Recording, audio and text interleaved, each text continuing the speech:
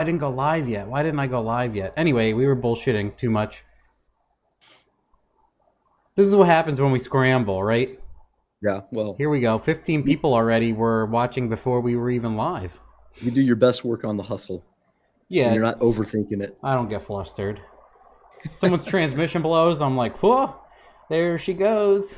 Well, I learned from the last week's episode that we can go back to the 4L60E. I'm really relieved about that. Or I'm else, looking forward to the 4L60E are the best memes. of course. Bring But I, back, bring back 4L60E memes. I've noticed over the last couple of days that my Facebook feed has been wildly devoid of memes. Yeah, no kidding, huh? They tagged me twice for stuff that's like 10 years old. It's pretty upsetting. I got the same deal. I was just pointing out the fact that the leader of the German National Socialist Party was also therefore a socialist, and that got me a ban. So who knows? Freedom of speech. Goodbye. Anyway. We shouldn't talk about we should talk about history. It's very dangerous. Yeah, no kidding. Just get rid of everyone's. Yeah. Anyway, that's a whole other subject. How many viewers we got, Matt? 30 we're up to now. So What, can you guys hear so us? what? Here's a mic check from me, and then here's Mike. Test. Like he's gonna stop talking. Mike going right for the throat, so they have to hear you. Yeah. Audio is good. I hear all good. Perfect. So, bro, what's up with dude? How fast is Varen's new car?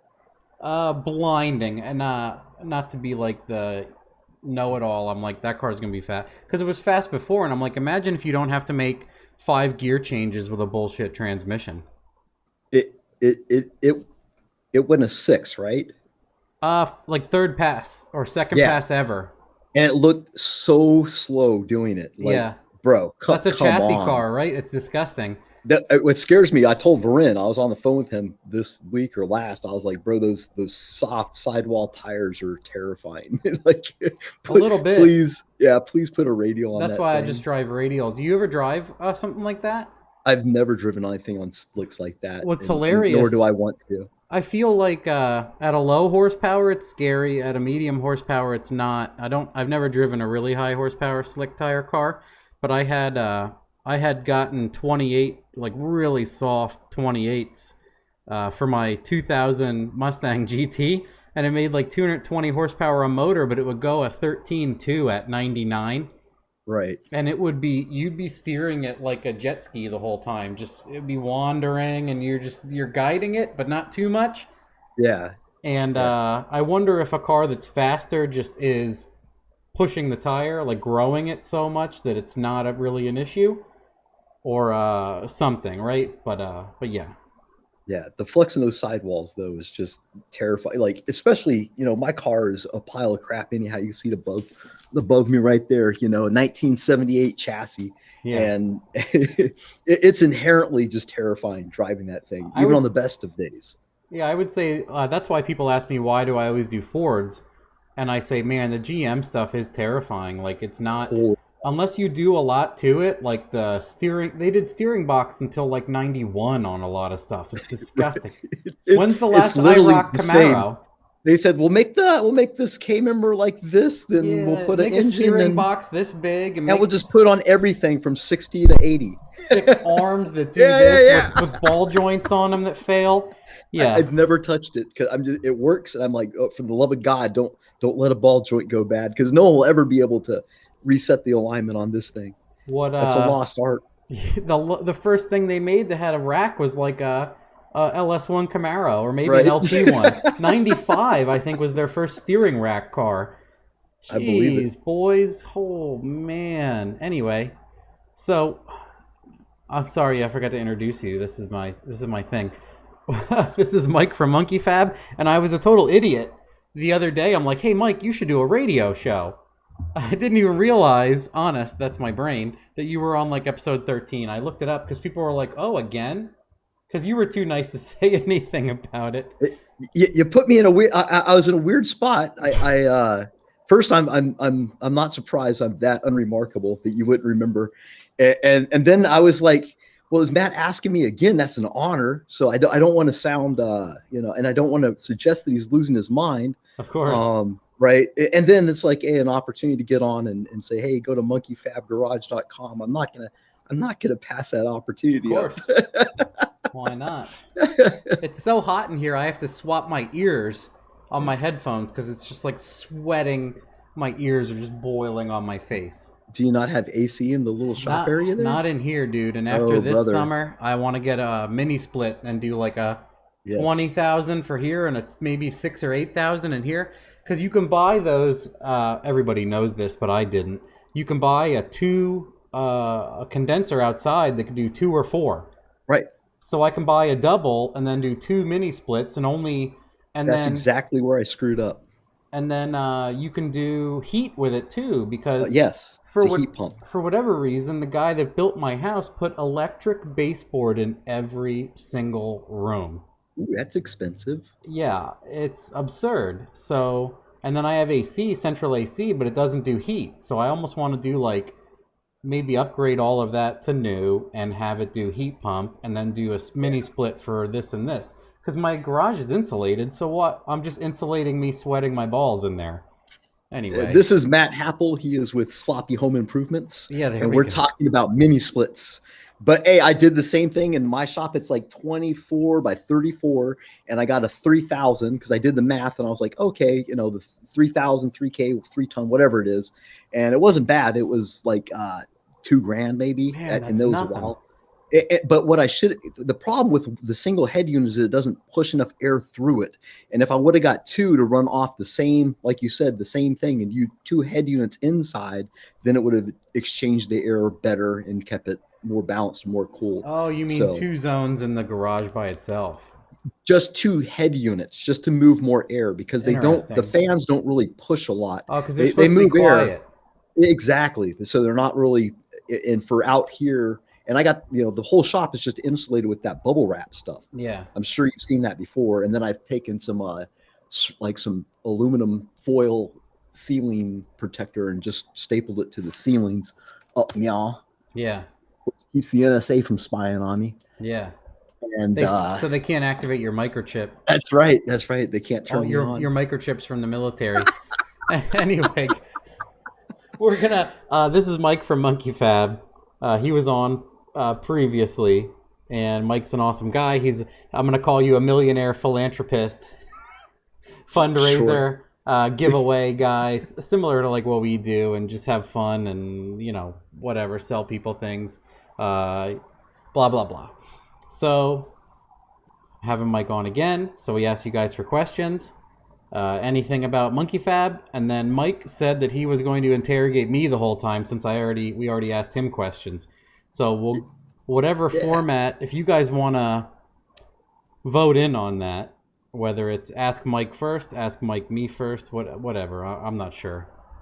So let me do housekeeping real quick, Matt, and I'll peddle my wares real quick, okay, if you don't mind, and then we'll get to like I got pages of questions for you. I'm really excited because I've told you before I wanted to come interview you in person. Yeah. And then the whole plague of the century hit, and I just I can't tolerate traveling anymore. Understood. Maybe another day. So first, just thanks for having me on the show, Matt and Jamie. It's always great talking to you. I try not to chat you up too much, but I always enjoy chatting with you. And just want to say it's always we appreciate the help, the support from the community. I kind of see it like a family. And then when people call me up, like 90% of the time they'll be like, yeah, I know you from Sloppy, and they, and it's nice because we all have a shared language we speak. What's your goals, bro? Are you running? Don't use a 4L60E. And we got it all kind of covered. The canvas has been painted, and all you got to do is take it to the Xerox machine. So it's nice having that, and I appreciate all that you guys do for me as well, and my family and our team. So with that said, we've hired a new person, which is really exciting. So now so now I have help in the shop. You haven't talked to me like I cut my thumb off, dog. Right? That looks amazing. Oh, it does. I cut my thumb off, and then we you should do like a 30-second story on that for people that don't know about it. Yeah. So if you're working a fab shop, everything inside there will kill you. Every day you tell yourself that. And one day I'm trying to do everything myself like usual and multitasking, reach for something in the bandsaw still running, stupid move, and just too comfortable. You get too comfortable, you get complacency kills, and took my thumb straight from the top above the joint right across and the whole fingernail. And I thought it was going to be a goner, but we went to the ER. There was like some 80-year-old doc there was like, what? See this all the time, stitched it up and Huh. come back. And now I think that happened in May. And now we got some functionality back in there. I'm like 60%. So pretty amazing, but I don't recommend, like would not do again. So 0 all out of those 10 Yelp review for cutting off your thumb. do not try this yourself. Yeah. So, but that happened, and then I said, you know what, I need help, and I brought in help, and that's been huge. And I couldn't do it without the support of the community. That's helping us get the products out faster. But we also got more products coming. I got a cool little V-band deal we're making, and that's what we're about doing is just trying to find your guys' problems and help solve those problems as fast as I can, turn over, and just reinvest. That's what we do basically. I just reinvest in the company and try to bring out more new products. And I couldn't do that with all y'all supports. With that being said, we got turbo packages we've just set up on the website, working with Verin, and you can go to the website, just go into turbos and turbo packages, and you'll see multiple options. So you can go in and get like a next gen turbo. Like if you buy the next gen turbo, you can get like one of our flanges basically for free. You can add in with blow-off valves and wastegates and whatever. So you can package it how you want. Oh, I didn't know you were doing that with him, like a package deal or discount. Yeah, well, it's funny because me and Verin go way back. Actually, we've been working. Well, you put us together, and he's been great. He's kind of I kind of see him as a mentor, even though I think I'm older than him. He's obviously been in business way longer than me, so it's nice to have somebody you can ask questions of, or just when you're in new waters, to be able to reach out and say like, hey, what's going on. And he's been tremendously helpful. So we've always been wanting to do this. It's finding the time and bringing somebody on to say like, hey, sit down and put these ads on the website is, that's what having somebody else has allowed us to do. So yeah, we're working with him. We got the turbo packages on there, and we'll keep trying to grow it as we can. Every month till the end of the year, we're giving away a free turbo with the purchase of $200. So anybody purchasing over $200, you're automatically entered to win a free turbo. The Phoenix, y'all have been following along. If you follow my YouTube channel, Monkey Fab Garage, I sure would appreciate a follow there. But we've been working on the Phoenix. We're about to put this on the road. So that's I've been watching a lot of your videos, Matt, about Holly stuff and trying not to bug you with a million questions. Oh boy, good or bad Holly stuff? I think it's, well, you know how when you're building a project, there's always that one thing you dread because you know nothing? And that's where I am with the computers and wiring. Like my buddy's going to do all my wiring for me, but tying it all into, through the dash to the computer, the extra sensors, it's a bit, it's a big hurdle for me, although I'm sure. No, it is. It seems like I know what I'm doing, but I am terrible at planning that ahead of time. I can execute it, and then I can make it pretty or not. I do pretty wiring at work, but that's my job, and this is fun. So I'm dreading, like, the rest of this car is going to be pretty nice. So I'm dreading trying to plan to make this nice. And the other thing is they sent me... Now, this is funny. It's going to sound like I'm not happy with what they sent me. Is like the race wire, or what's it called? It's their PDM. It's the Race Pack Smart Wire. Yeah, it's a Smart Wire. From Holly? Yeah, they own Race Pack now, so they have that PDM that's like $2,000-$3,000. Is this like a dash? No, it's a PDM. It's a power distribution unit. It's solid state. Okay. Yeah, yeah, and it has is it like a body, almost like a body control module? Similar. You can program all the power outage, right, spike and hold, and amperage and retries, and you can CAN bus turn things on and off, and so now you can have 40 fuses and connection points in a box this big, and it has like a 3/8 post on it, and that's it. And I'm like, now I have to use this, and I have to use this semi neatly, and this is daunting. Like I just want to use Blue Sea Systems fuse panels. I don't want to do all this, but then I don't want to be like, thanks guys, I don't want to Right. use this. So I think I'm just gonna call Devin and be like, can you give me a config and quick, not deer in headlights me explain? Just tell me what you would do initially, and that's what I'll do. I'll Yeah. try anyway. Yeah. It's been challenging. I'll tell you, I've been watching you, Devin, and Joe Simpson, and a couple other guys. Once you start, down that rabbit hole, they'll start recommending you some videos and stuff. And you kind of watch it, and it's like I learn everything. I don't understand what I'm watching the first time, but I'll watch enough of it that some of it will start to make sense and correlate in your brain, and then you can start putting one and one together. I think one of the good things that Devin said was one of his videos showing the pin maps and the ins and outs and how you can print that stuff out and make an Excel spreadsheet so you can just start lining it all up, in your brain. Like I have a drive shaft speed sensor, I have a wheel speed sensor. Where do they go? I have, and it's you know how it is. You have to watch what's pulse width modulated, what's a ground, what's Yeah, a try. positive. I think I have to, like a month early here, I have to start writing down what I want to do and trying to combine a lot of it. And honestly, buying DT based crimpers is the best thing I ever did. And I could hook you guys up with links for that. Like those completely rebuildable waterproof connectors. And like, so if you have a bunch of sensors on your transmission, you should probably pin them all to like, if you have enough that you need like a 12 pin, you can put them all on a 12 pin DT.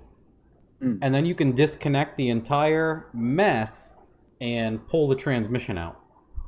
That's probably a smart move. And so Like that's what using, you need to start thinking. That's what I'm daunted, like, because I like using DTs now simply because. So here's the cool thing: if you have 4-pin DT connector, and you want to add 3 more sensors, and now you need 8-pin or 10-pin, you can pull all those pins and put them back where they were. So if you had a 6-pin or a 4-pin, they're numbered. So you put 1 and 1, 2 and 2, you move them over one at a time, and now you have 4 open, you have 6 open, and then you go from there. And then you take the female pins, and you can just expand and reduce very easily. On top of, they're way easier to take apart than any other connector, and they're more secure, and they're easier to connect and disconnect, and there's not enough I can say about them. And on top of that, you can get an open end connector and you can get a closed end barrel right, connector, which is what Devin was talking about. right. The closed end barrel connector is life changing. You can crimp a connector in like a half a second. You're So like wire and done, and it's because the pin already has a set depth. So you drop it in from here, it lands, and you go wire crimp, wire crimp. So right. in the time it takes you to like set up one of those MetroPack connectors and line it up and pinch it and line, and then you're done. You're like crimped, crimped, crimped, crimped. It's awesome. But anyway, What's funny is he posted that video right after I bought 100 of each of those stupid little pen connectors. And I was like, I would have just bought that stuff out of the DT stuff, right? right. And I'm not the one fighting with it, unfortunately. It's my friend. So I told him, I said, hey, they got these great new closed ends. You can just barrel. You can. And he's like, oh, that's awesome. I'm like, but I'm not paying for it. I just wire my car. I think that's where we're at. We're at literally just wire the car. And then they have a DTM, which is it's a mini. It's a DT mini. So the connector is even smaller per pin. So like if all you're doing to the tranny is sensors, you can get a connector that's half the size. You saw that Hall effect sensor I sent you from Jegs? Yes. That goes to the TH400 or 350. I thought that was amazing. I just happened to stumble across that. So if any of y'all don't know out there and you're looking for a drive shaft speed signal and you have a old school TH400, it's blocked off anyway 90% of the time. This thing you can go to Jegs, and I think it's just called like drive shaft speed or maybe like speedometer sensor. I've never had to purchase it, but I've heard people talk about it because it's from like a 1994 TBI truck where they got rid of the cable but still had the TH400 before the 80E. Like it was this special sensor. Troy Baum, Amazon Tool Aid closed barrel crimpers. Yep. Joe Simpson, closed barrel is life changing. Yeah, that's what I said too. Amazing. Yeah, well, my friend's got all those fancy. I'm still at the AutoZone hard plastic. Oh no, no, no, Yeah, yeah. no. Well, hey, I don't make judgment. I just Yeah, hire someone to do it. I So hey, understand. I'll show yeah, you the two connectors and the I learned that. I learned the fact that hey, if you're too stupid, then just hire somebody. No, it It's so makes much it cheaper. easier. Yes. What I've learned is it took way more time and more struggle because I would cut and crimp something with those plastic crappy things and then be like, "Oh, I did it wrong," and keep cutting it down. Whereas if I had bought like $40 in DT connectors and tools, I could have just repinned it in a half second. Yeah. I could have saved myself so much grief. But yeah, I'm gonna go grab them quick and show people. You do some Hey, filler. while you're grabbing stuff, you should grab that 100K plaque that I haven't even seen. Oh yeah, I didn't even do a Yeah, video what's on up it. with that, dog? I'm Where's the too video of that? I'm too Oh, is that it? I see it. Oh, I snap. put it up here Look at now you, in between dog. two nitrous bottles. Woo. And oh look, I'll distract you all from actually showing any of my accomplishments. Jay from Real Street Performance talked about, people asked him what his favorite motor was, and he said the Offenhauser motor. And then after our show, he's like, let me send you something. So I gave him my address, and he Amazoned the book to me about the Offenhauser, and it is substantial, and I started reading it. And yeah, we don't really need to see my YouTube plaque anymore, right? But I would say it's mean not to acknowledge everybody that helped me get to this. So that's incredible, and thank everybody for that. Am I too blown out with my lights? Congratulations, Sloppy Mechanics. Yeah. So this is incredible. So thanks everybody, and It is. It's monumental. it only Congratulations. took 15 years, but here we are. It's an overnight success. Yeah. 15 years down the road. Oh, look at this IROS Motorsports fanny pack.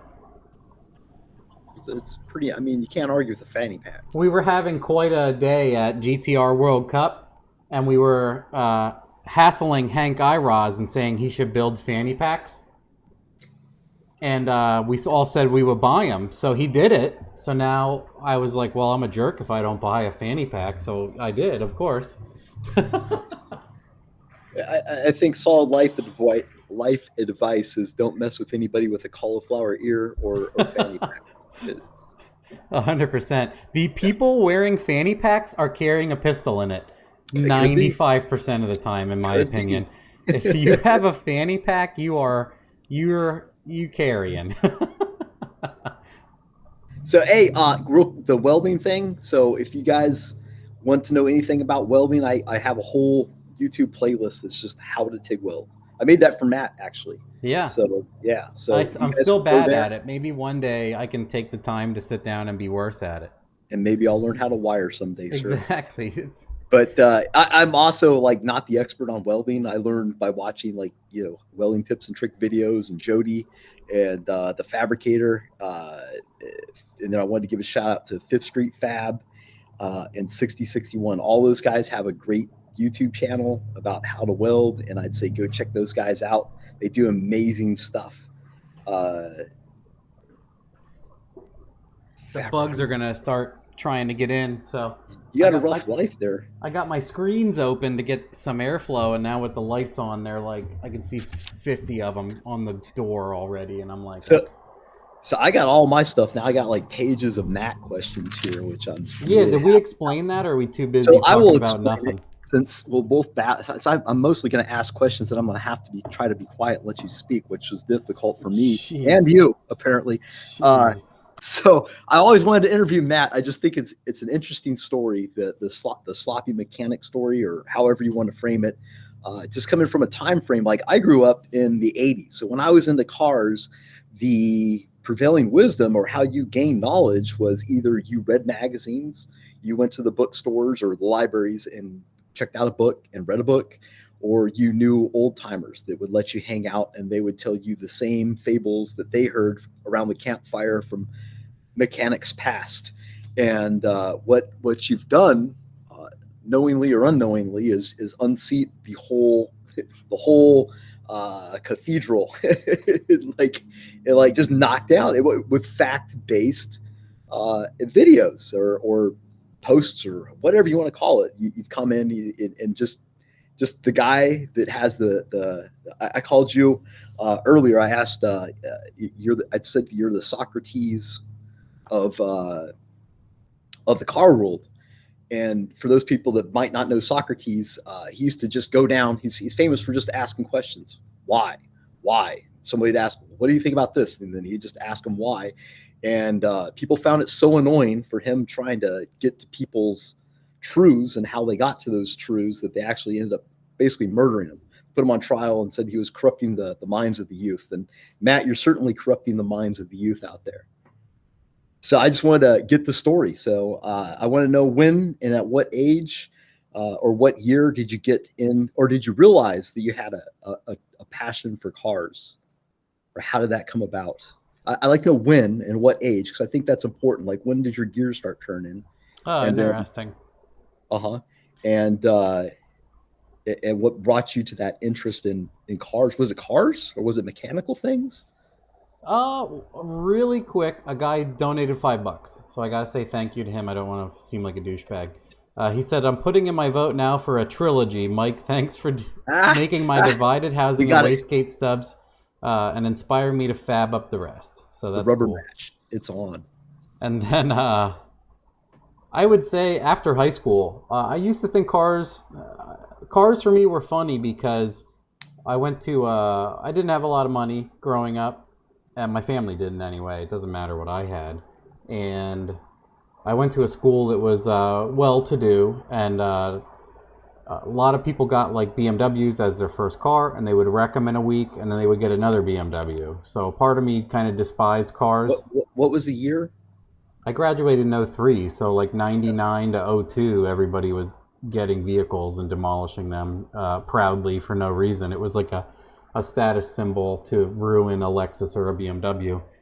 It was a rite of passage. So, and the other people that were into cars, I was kind of like, this car doesn't seem like anything special. Everyone would be super happy, like about like 99 Camaros and everything came out, and people had them immediately in high school. And I'm like, not to judge, like, you guys are in high school. I don't know how you're affording that, and some of them would be pretty cool, and they're like, my parents bought me this, and I'm trying to be good with it. And other ones were just total jackasses about it. So I didn't really like cars at all. Any ounce of me that thought cars were cool was just squashed by people that were totally not cool, in my opinion, trying to make it a status symbol. So that's why I like crappy cars, I think. That's where that derives, is I like the vehicle with character instead of status. Right. So I'm pretty sure that's what did it. Other than I just like them, it doesn't really matter, because Arnie just likes crappy cars, also, quote unquote. And that's no big thing. And then I would say, go. Well, I'm thinking that I'm kind of the same way. Like, I love the Pontiac. But the first time I saw it in all of its 50 shades of brown, I knew I had to have it. Like, it was just, I knew it took me right back to, the big brown station wagon. Yeah. It was a Plymouth Volare station wagon, and I was so embarrassed to drive in this thing, and then I saw this thing. I was like, "Ooh, it looks exactly like the station wagon. I have to have it," and then I have to smash, Mustangs in it, or whatever, just to drive up to people like, "Hi, bye." Yeah. So part of it is like, what's funny is that almost never happens to me. That's always the aspiration, right? Is to like run into somebody and just like show them that a total piece of crap can just walk them like they're standing still, just to show them, because they might have the same thing, like, man, my 300 horsepower LS1 Camaro just decimates everybody, and it's fun to show up in like a 700 horsepower Fairmont and just do a rolling burnout past them on the highway, wagging the tail, and still uncomfortably putting car lengths on them, even though you have no traction. Part of that just needs to be experienced by them, in my opinion. So, and those cars are cool and all, but it's funny, like, I'm such a hipster about it, I'll admit it, but people are like, "Oh, sleeper," and I'm like, a 4-inch dump out of a fender on a Fairmont is the farthest thing from a sleeper, and I started to say, like, I just like fast pieces of shit. Yes. And people are like, a sleeper. And I'm like, no. A sleeper can be a completely stock looking C5 that makes 1100. Yeah. But in my opinion, it's still a C5. It's a sports car. People think it's fast even if it's slow. So people have 160 rear wheel horsepower C4s, and poor kids in your family, when your uncle has one, you're like, man, my uncle's car is so fast. Like that poor child. Anyway. So with that negative like interaction as a child, or well, as a young adult, I guess, then what was the, hey, I'm gonna turn a wrench. I'm interested in a car. My friend is into cars. I wasn't really, and then I started to be like, what I did was I liked computers, electronics, and other stuff like that. And what I ended up doing is I made it my job. So then I never wanted to touch that stuff after my job. So I can understand people that are mechanics that are trying to build a car and can't. I totally get it. Like they're burned out from doing head gaskets in a minivan all day. They don't want to work on something.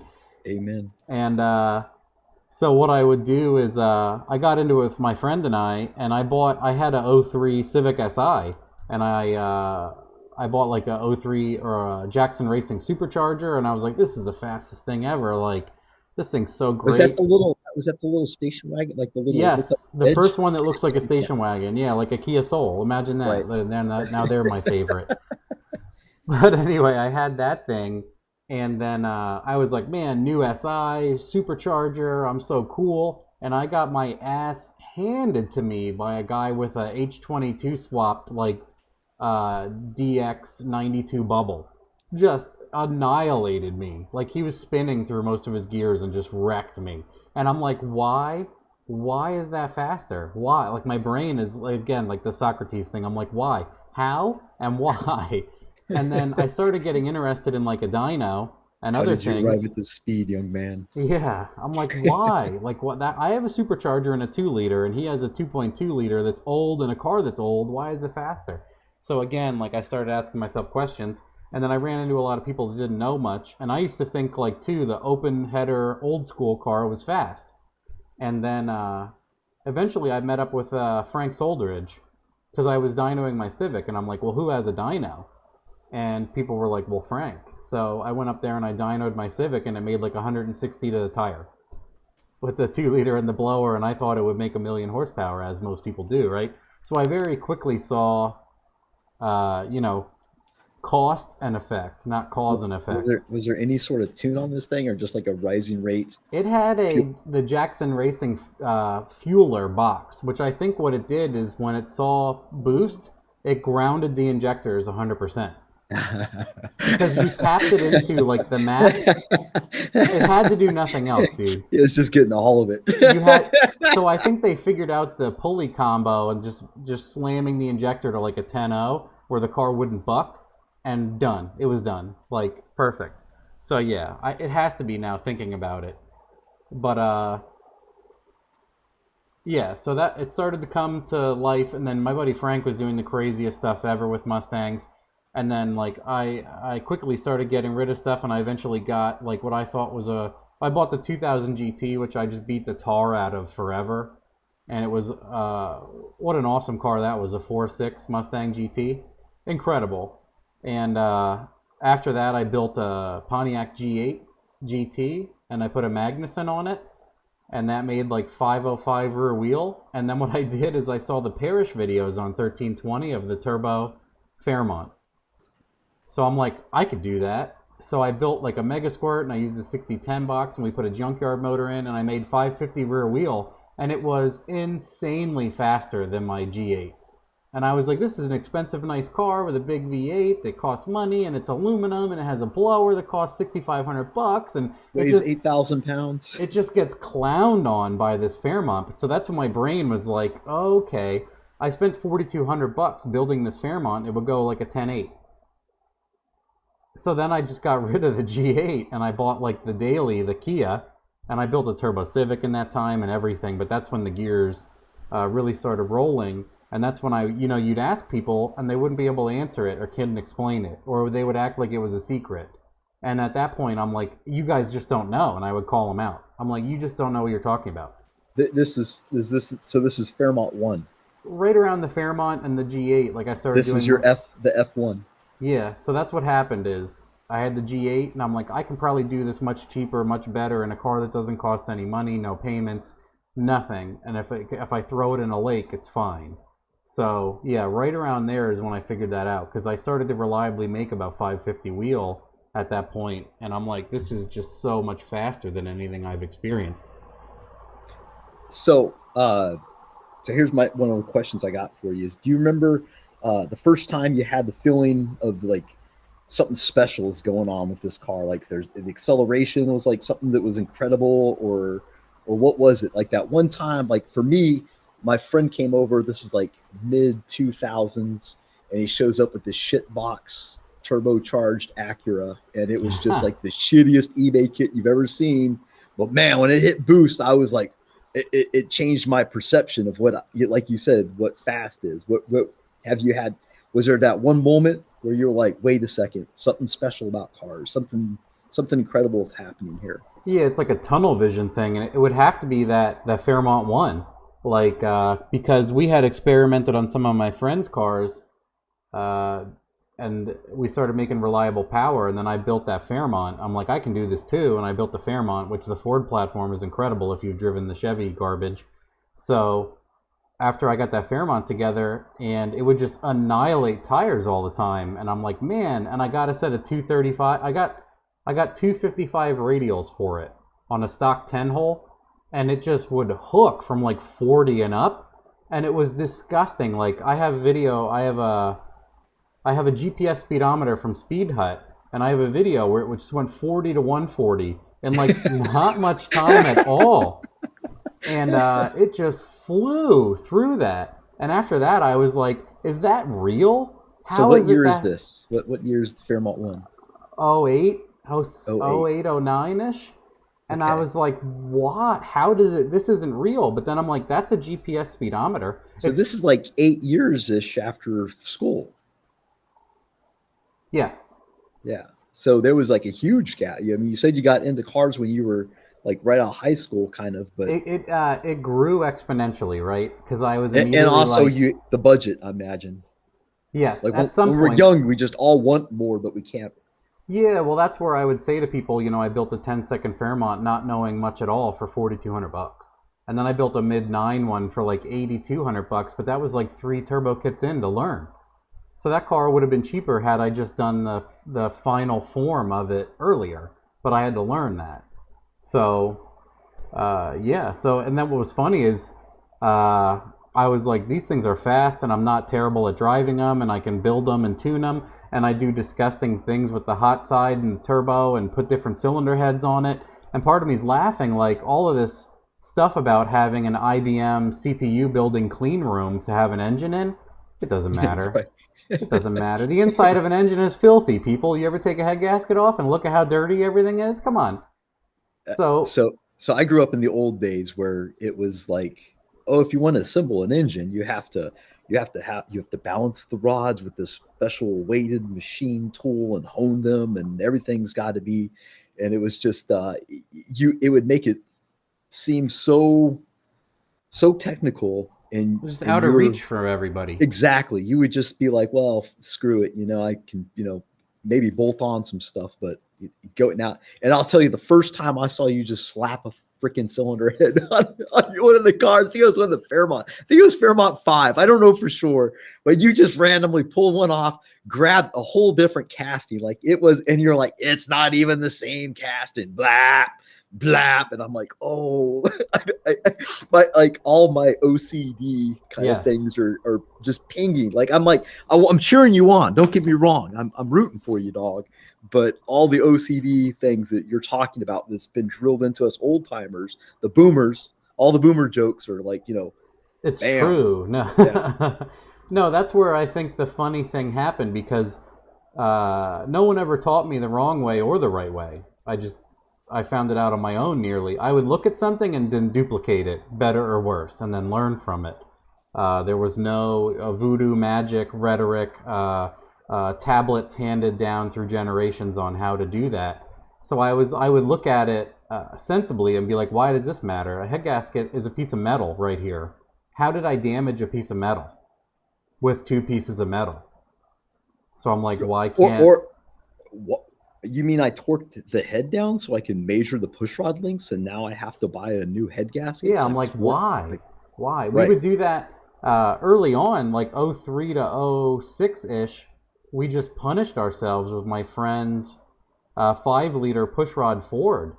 And he would paint over stuff, and then it would break. Or, you know, he got another block, and then it would break. And then he got a Mexican block, and we split that one. And then he got another block, like a Renegade motor that was retired.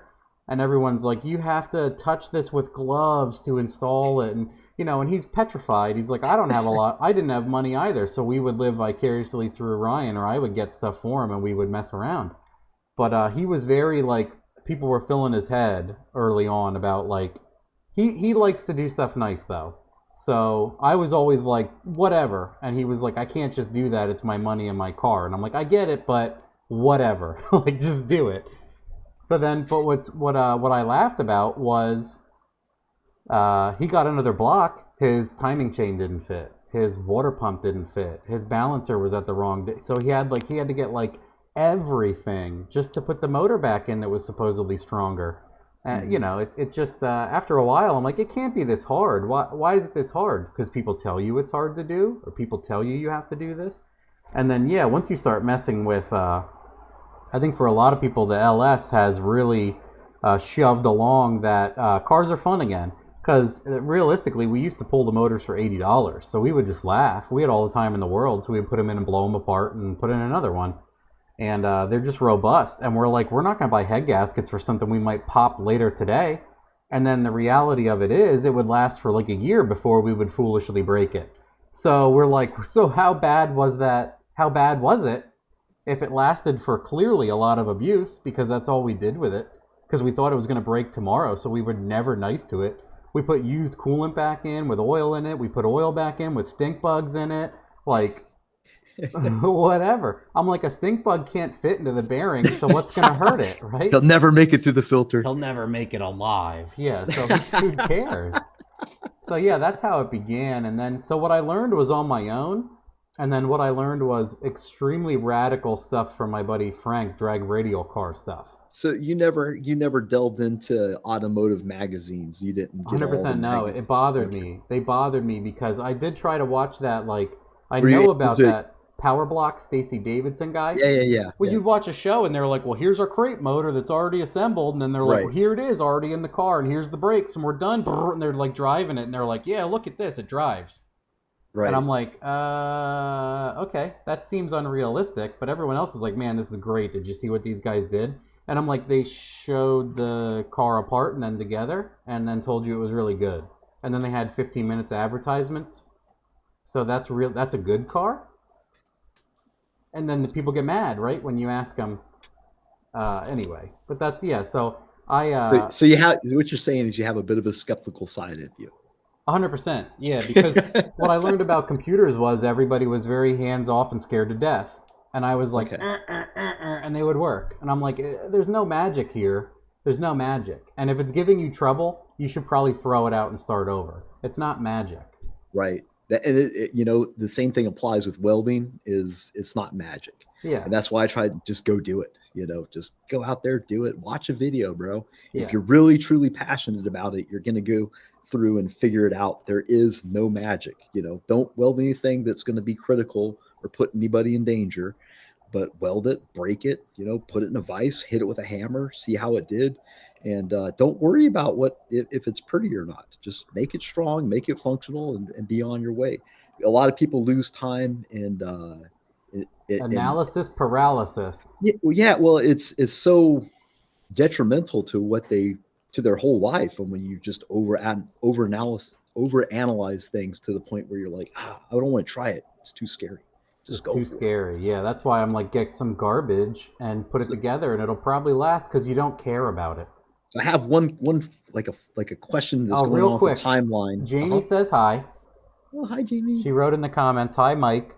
And then Uncle Tony's Garage is on here, and he writes, I did magazines for years, and I hated the industry for exactly those reasons. So that's why I think it's funny. I grandstand, and I think someone's going to call me out, and then they're like, you're right.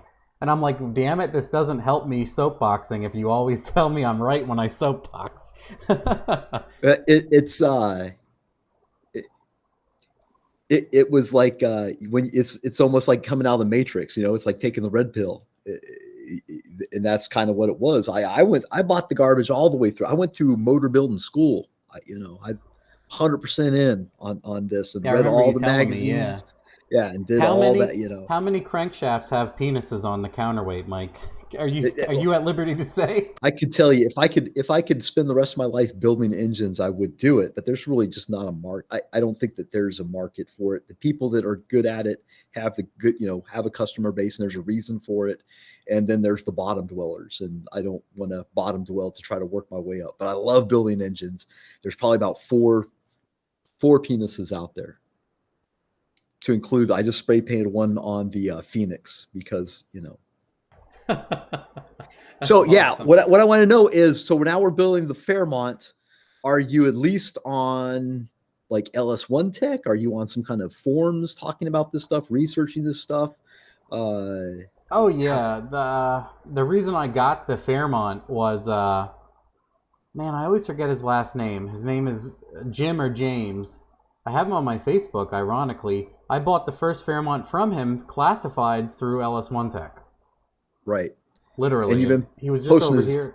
What? Denma. I said you've been posting his Denma there for forever. Everywhere. Yeah. And then what's Right. funny is once I would post a lot of builds and dispel a lot of myths and be a jerk, they made me an honorary mod, which I still am today, of the Well, turbo section. I remember you were building the Fairmont or something. It had to be 2007-ish or maybe 8-ish. And my friend who's a car guy, he's got the Boomer Camaro, and you know who you are. And he's got the LS block with a cam in it. He's got the Lingenfelter rev limiter with a 350 turbo transmission on it, and it's awesome. But he comes down to my house and he's like, have you seen this dude on LS1 Tech? Look at this guy. And he's like posting, he's just welding this stuff together with he's just blowing it together with a flex welder and giving zero fucks. And we were like, oh, this guy's insane, man. Reckless abandon. And that was the only time I think that I'd really hear of you until we like met on Facebook like years later. Because I didn't really spend much time on LS1 Tech. I spent most of my time on like Honda Tech. And I was on the turbo forums way more than LS1 Tech, because LS1 Tech, I haven't been on in a long time to read enough, but LS1 Tech was very, you need to do everything by the book, blah, blah, blah. So I would mostly post there to get some info. Other people would be interested, and other people would be like, this is the dumbest thing I've ever seen anybody do. So right. A lot of it was me just showing people, and some of it was laughing at what people thought, and all of the above, right? Trolling, blah, blah, blah. As a kid, did you take everything apart? Yeah, absolutely. I would ruin or fix everything. Yeah, even if it worked fine, I would start to, like, no one's looking, take this apart. What jobs have you done? Any surprises out there?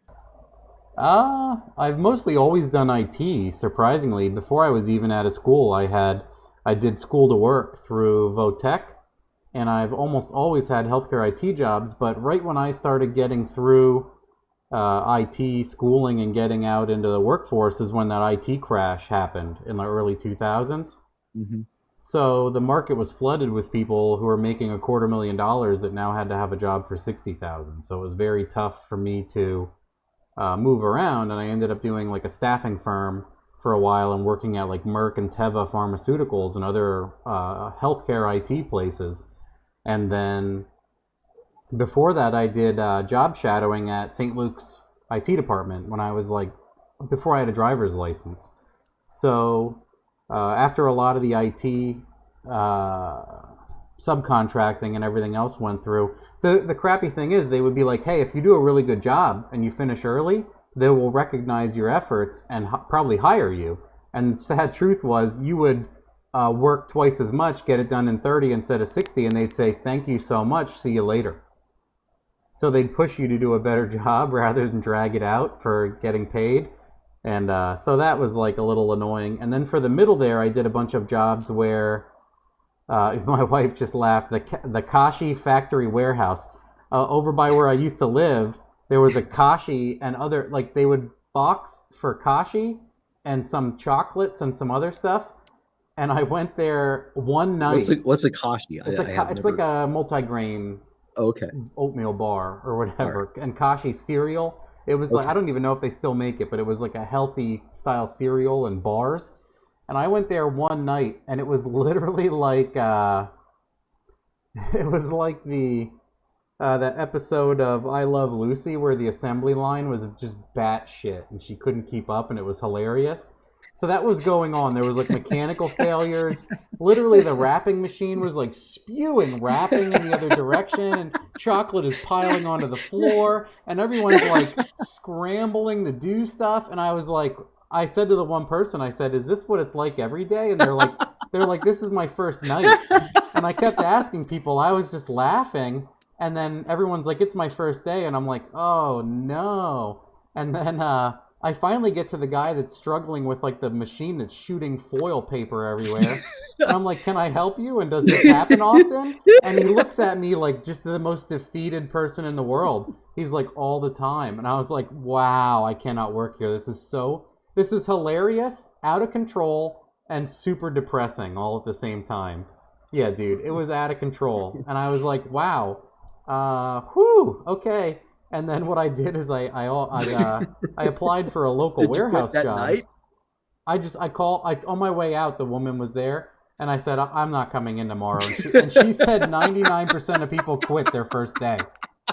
They're just like, I'm not I doing don't know this. what kind of zoo you're fucking. I'm Well, sorry, I I don't know knew what kind right of zoo you're away. running, I but knew I'm out, dude. I knew right away it was bad because you all meet in the parking lot, and then she like leads 40 of you in, and then you have to wear like a Tyvek and a hairnet and everything, and 10 out of the 140 people don't want to do that. They're like, "I'm not going to wear that."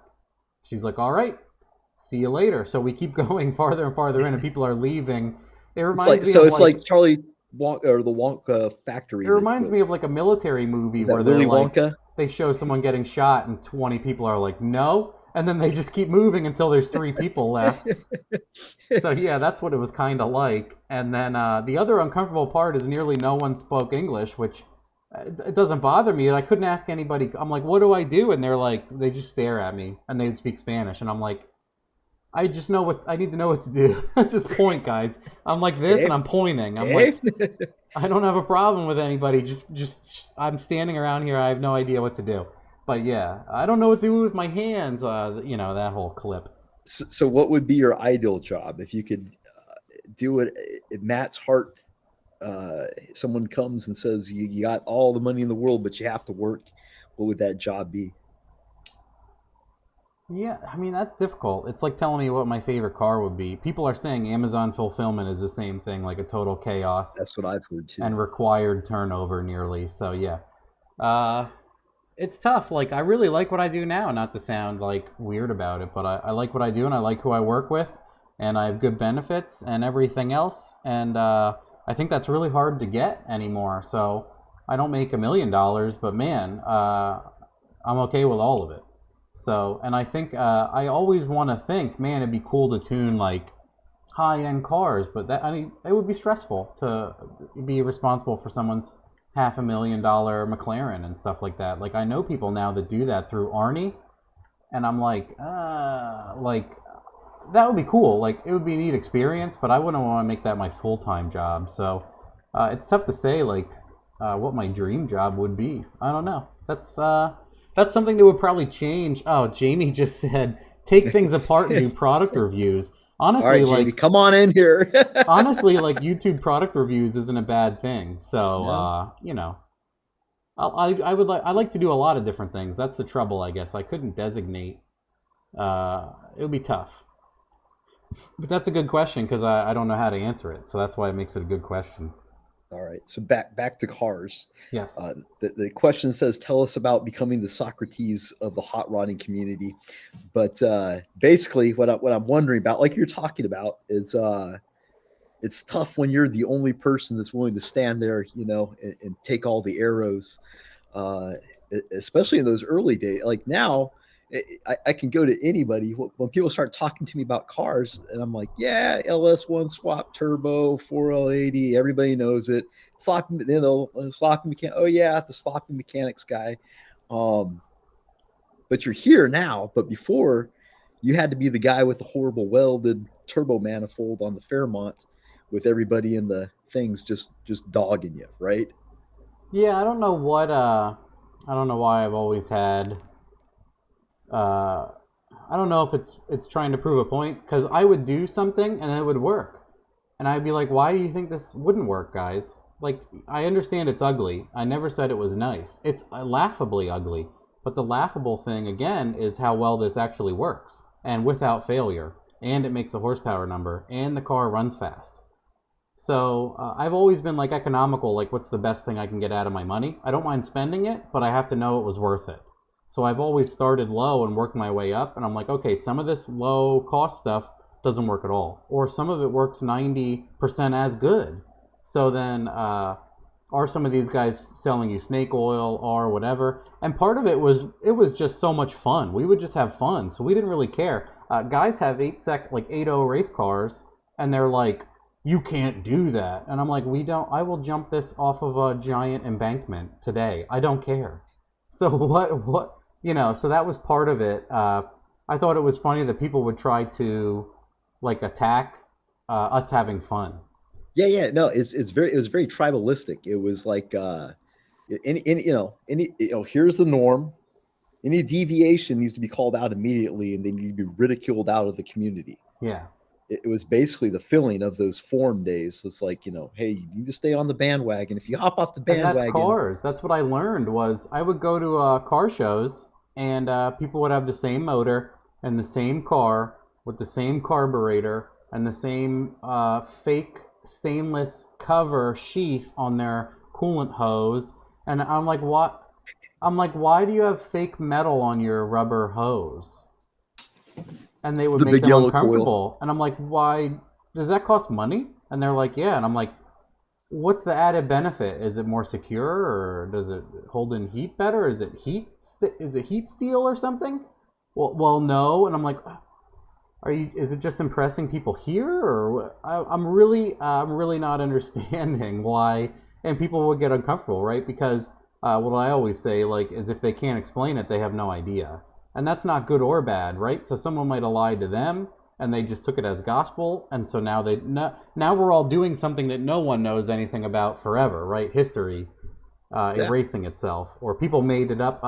What's that? Is that who quoted that? It says, "Tell a lie long enough and loud enough, and people will believe you." I don't know. Goebbels, wasn't he the Ministry of Propaganda, something like that. Whereas if you just yell something, people are like, oh, that's it. But yeah, it always bothered me. Like, I'm like, so how much of this is functional? Because I never cared about. But it's weird, right? Like, so it's unusual that somebody will stand out there and say, like, no.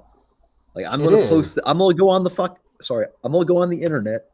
I'm going to type, you can reuse your head bolts loud and proud. And I'm going to hit send, and I'm just gonna wait for the arrows, right? Yes.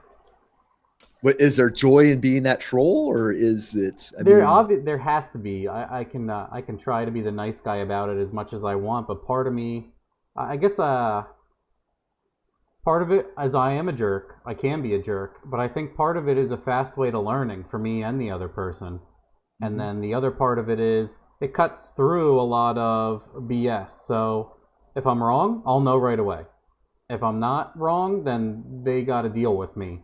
Because part of me is a super skeptic. I have friends that are like, you can't do this. And I'm like, well, I just have to find out. I have to find out. I don't care if I'm wrong. I don't care if you were right. I will tell you were right. But I have to do it. Because you might have heard that you can't do it either. Or if someone's like, I did it 3 times and it didn't work. Well, if we were still listening to that guy, nobody would run more than 5 pounds on a tiny ass blower on LS1s for the rest of our lives. So no one would be anywhere near 1,000 or 500 or 800 horsepower. They'd all be making like 420 wheel with a supercharged 99 Camaro, right? Yep. So, a lot of that is, A Holly 850 double pumper. yeah, a lot of it is like, well, maybe you didn't do it right. And it's not because part of it can come off as, I'm sure I'm mostly offensive a lot of times, but I think at this point people know that like that's just how I am. So luckily they accept it. Most people do, and then other people, badly enough, a lot of people accept it, right? So I'm just getting worse. But I think also is a lot of times when there's like trouble or stuff I have to get to the root of, I would dance around it. So now it's making me better at like, hey, blah. But yeah, it is weird that no one would ever challenge anybody, but I found something funny about that because I'm so interested in learning. So when someone would say something, I don't know why. I was that jerk that was like, why? I think it's a guy thing. Like you don't want to be the ignorant ass, right? You don't want to be you'd rather just like assume everybody else knows that you know Like you what's said, going the on. tribal thing. Like when Yeah, people are like, hey, do you know about? And everyone's like, yeah, yeah, of yeah, course I know. yeah, And yeah. Of course, I'm like, I big don't know yellow a damn coil, thing about that. It still happens in my some of my meetings at work. People are like, right? oh, did you hear about the 10-hour day thing? Everyone's like, yep. He's like, you have any questions? I said, I don't know a damn thing about that. Could you go over it? Yeah, And then everyone's like deer in headlights, and my boss will go over stuff, and then two, three there's people will ask questions after that. right. And I'm like, so three of you didn't know anything at all. The rest of you probably didn't, but some of these people gained confidence because I said I have no clue. And I'm like, why is that so bad? Because every now and then car stuff comes up, and I'm like, hey guys, I don't know what that is at all. People laugh like I should know, and I'm like, I don't know. Quick, Yeah. throw it to me, a summary. Well, you benefit from asking those questions, and Yeah. and once you learn, hey, I benefit, then you're able to kind of put away the maybe that worry of stigma that hey, this guy's asking questions or he's not. Or You can do this anywhere. You can have a speech. You're in your speech. You look out the crowd. You say, "Are there any questions?" There's never any questions. But no, yeah, if you can it's get like one a or two guys to ask a question, then people be like, "Oh, okay, it's acceptable to come." I had some questions I want to ask, but I didn't want to be the one, right? yeah. And then I think people can't say that they failed and learned is another lie, because I would show everything I did wrong, and I think that's why I got a lot of criticism. But then I'm like, hey, I know people with race teams that are ignorantly breaking things to find out a way to go faster than everybody else, and they don't lie to me. They're like, yeah, something as simple as like, they're like, we have a wild race car that goes like a 4.0 in the eighth, and Right. we forgot to turn on the three step, overspun it in the burnout box, and broke four rockers off a completely custom big block. I went to Dubai a few years back. There's a shop there called Sub Zero. They do those uphill sand races, Yes.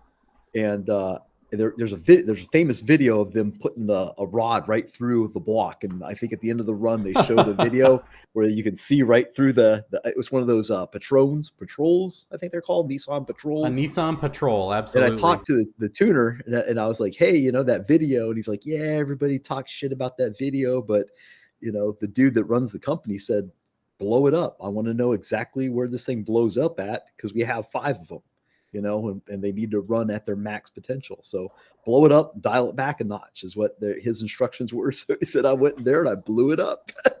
No, yeah, and it's funny. People that's a big no-no. But then when a big company says it, they're like, wow, those guys are so smart.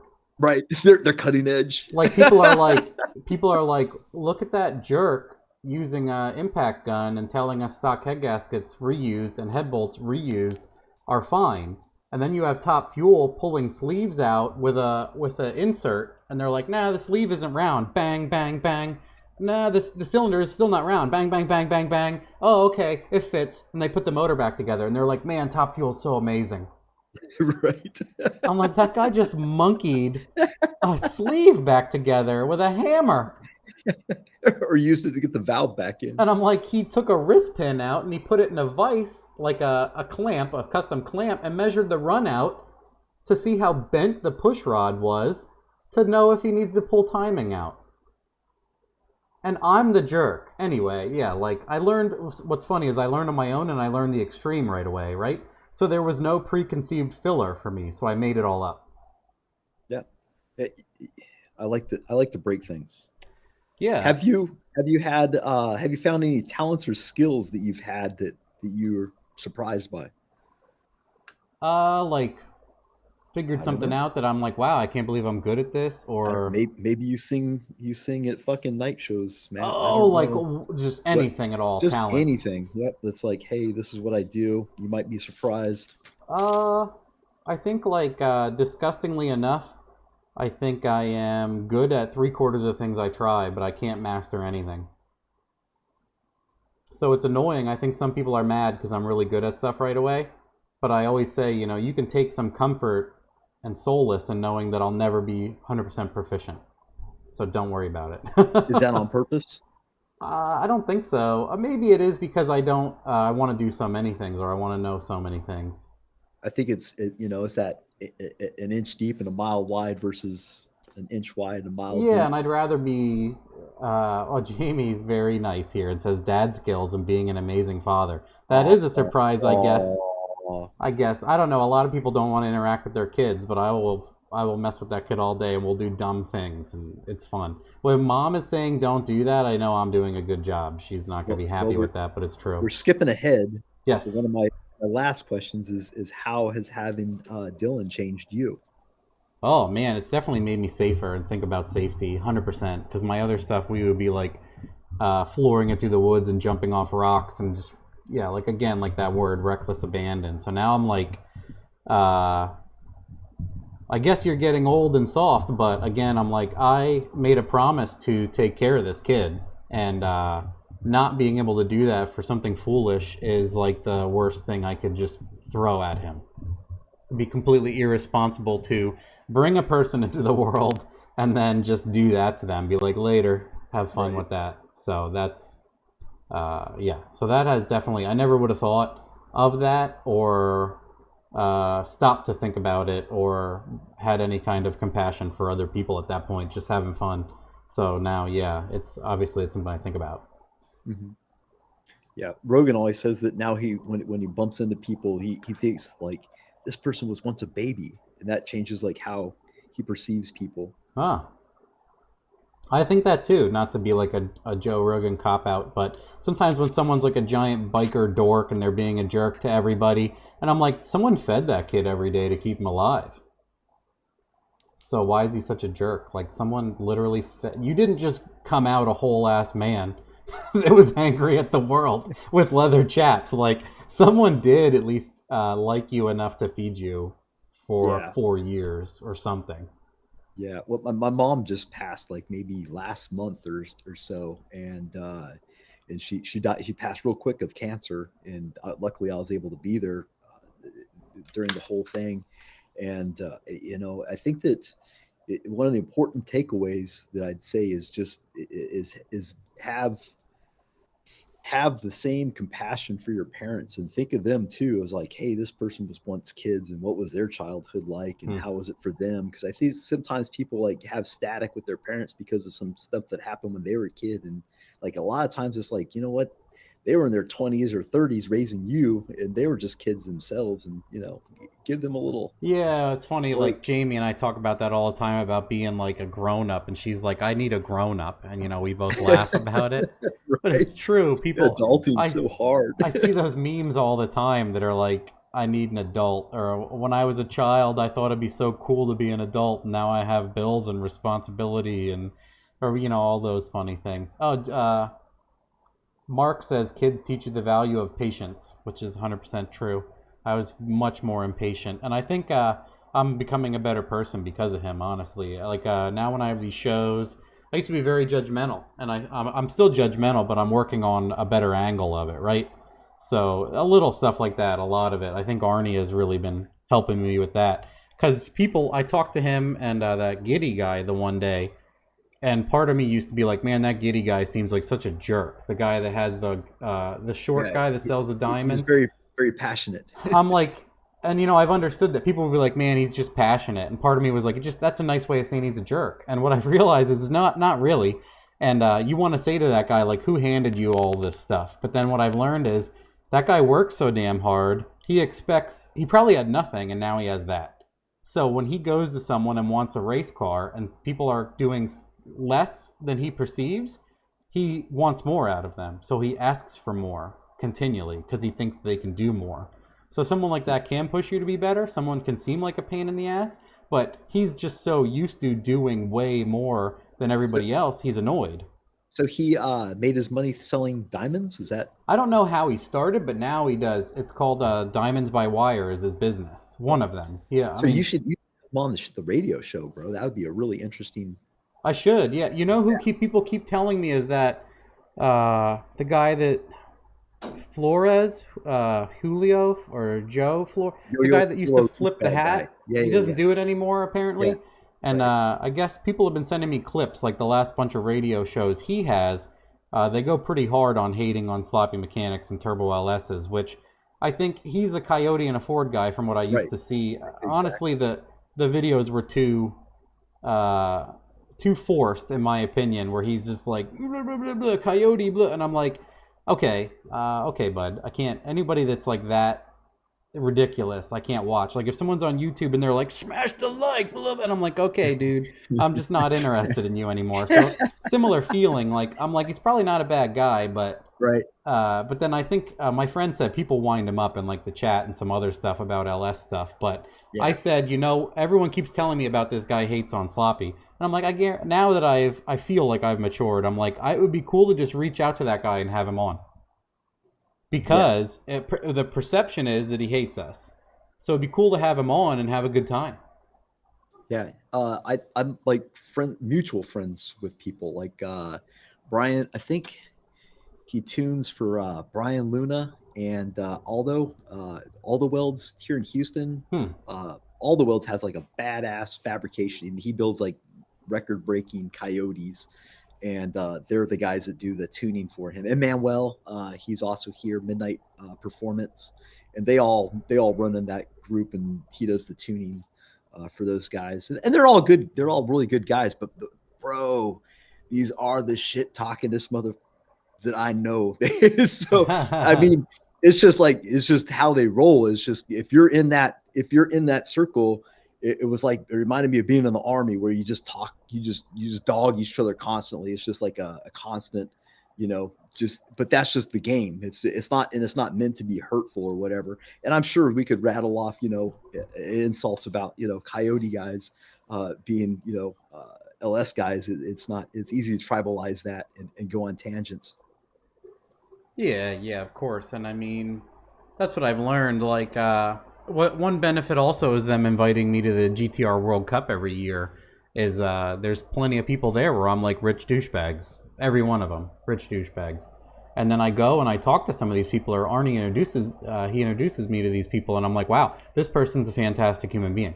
And I'm like, you know who? One of my friends used to say, the one day I was judging a bunch of people somewhere, and he goes, hey, Matt, do you want to know who the asshole in the room is? And I was like, yeah, tell me who. I don't know enough of these people. And he goes, it's you. You're the asshole for presuming that anybody else here is an asshole. And that's always stuck with me. Like, I try to catch myself when I'm like, whoa, these people. And I'm like, you know what, dude? That's you. You're the antagonist right now, because you're looking at people as all against you. And it couldn't be farther from the truth. Because then I come out with like, fuck this guy.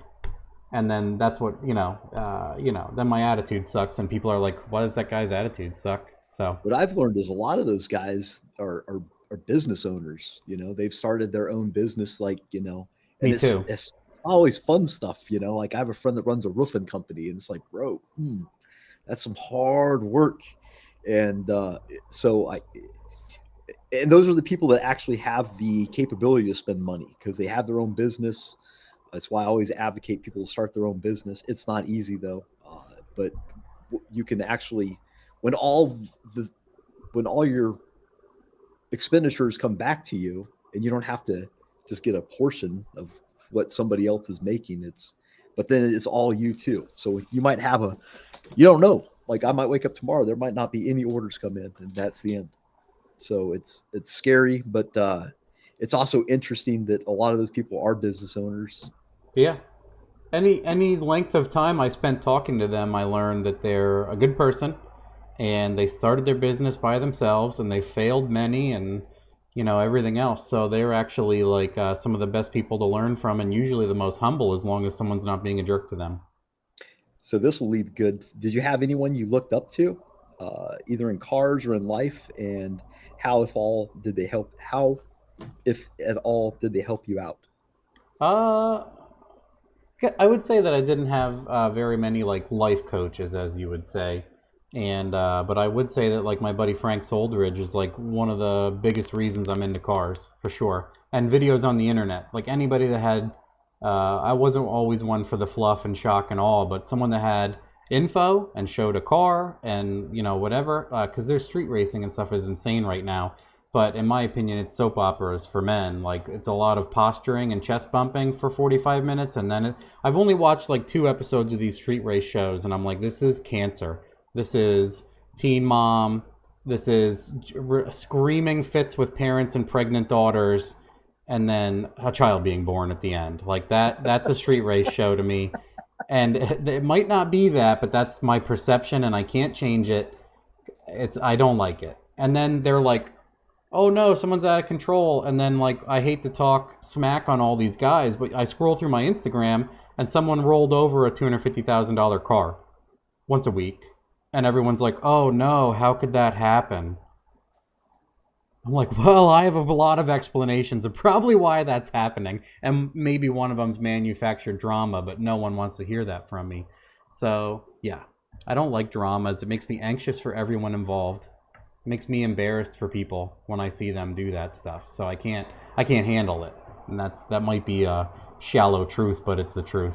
But my buddy Frank was just such a maniac with cars. I was like, man, this guy's so cool. I learned so much I still learn from Frank.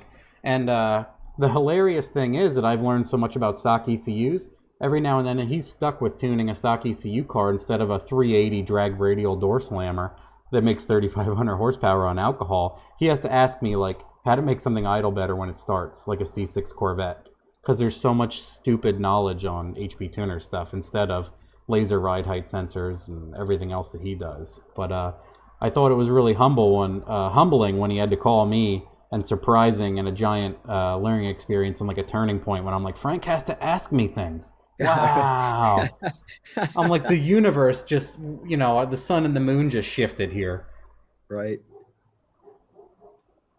So what about like, do you have, your go-to person that you like to lean on if you have questions about stuff, or you just, hey, this is an opportunity to either figure something out or smash something and just go for it? Yeah, I would say not to. A lot of people in the last 5-10 years I have learned a ton from, and I hate to like not give a shout out to somebody. I'll probably forget a bunch of people because sometimes verbatim my brain doesn't, like I can spew stuff about a turbo forever, but I can't say like thanks to, Chris Ortiz. I've definitely learned a lot from. And one of the cool things about Chris, one of the awesome and terrible things about Chris is he will only answer exactly what I asked and ate of that question to be like a dad. Like, here's some of it, figure out the rest. He'll never just tell you or just give you something. He'll make me think, right? So it's annoying, but at the same time, it benefits a lot because it made my brain work there. So a lot of my tuning friends, especially with stock ECU stuff, I'll bounce stuff off of them. Some of them, oddly enough, they only tune stock computer. So when you have like a Holly problem or a standalone or whatever, they're clueless. And it's not that that's a bad thing. It's what they make money doing, and that's what they know, and they don't really want to learn on something and look bad. It totally makes sense. And what's neat about Chris is he knows a ton of platforms, and he tunes like really stupid coyotes, like the 1,000 tables and Fords that do something dumb, and he knows all of them. And he does custom things. He doesn't just copy and paste stuff and blah, blah, blah. So a lot of those tuners have helped me a lot. And there's even a lot of tuners that I would say were snobby that have helped me. So there's a lot of cool stuff like that going on. I would say I definitely still have a lot of snobby people that I know that are tuners. And I think, and I understand all of it. I can't say anything bad, right? I can't say anything bad about them because it's a business risk if they say something positive or negative about me, right? It is. I understand. I'm on an island in between professional and total idiot. And what's cool for me is I can do and say whatever I want because I can't lose a business. And most people don't ever. You have or don't have respect, and it doesn't impact me either way. Right. You So have no. What's that? The freedom's just another word for nothing left to lose. yes, and I have You, diplomatic immunity on right. my It's island like, here. what's going to happen? Someone's not going to get a cartoon with you, and okay, well, That's the whole thing, right? right. Well, Yeah. that's a So, weekend I'll have to make yourself, oh and maybe man, what spend am some I time gonna with the do? family, Like right? catch frogs and snails, and yell at birds, and ride my tractor with my kid, and yeah, Oh, set a did you buy a fire. new truck? Why? Did you Did you get a see Ford? one? I've had Did an you get a Ford? F-150, I've had a new F-150 for like a year and a half. Oh, I didn't know you've had it that long. Okay. No, we just I showed up somewhere with it the one day, and I thought I saw one, and then I was like, I thought that I saw somewhere, and I was like, did Matt get a new Ford truck? me and my wife rolled up somewhere to a friend's the one day, and they're like, "When the hell did you get that?" And we're like, "A year ago." I got one of the new 2021s, the long wheelbase guy, Ah, okay. V8, 10 speed. Oh my god, that thing is wonderful. Yeah, we have. I got the like the rolling limousine version 4-door Lariat F-150, 3.5 twin turbo, 10 speed, and it has a max tow package. Even though I don't tow nearly anything, so it has like a 40-gallon tank and a Nice. different gearing and everything. But yeah, it All right, goes like you're 600 and tangenting. it goes like 650 miles on a tank. It's I ridiculous. love this truck. Yeah. How did you learn engine theory and tuning? I would say a lot of it, I'd read some of it and like be like, that doesn't sound right, or that does Read sound from right. where? So I'd ask myself a bunch of those questions. If I would, a lot of it I learned on my own. A lot of it I learned from like Frank, and then a lot of it later on I met like people like Chris Ortiz and all those other guys in the tuner group that I've learned much more from. I think a lot of it I don't want to say a lot of it I learned on my own because it would be discrediting the people that have given me good info. But I remember back in the day when we were knocking pistons out of the, what was that thing? The The Ventura. Ford? We were like scattering the thing at 400, 460 horsepower, which is hilarious to think now. Like, how are we hurting it? And I remember jumping on like turbo forums, and I'm like, hey, I think I said this on one of the other radio shows, but it's lost in 7 hours.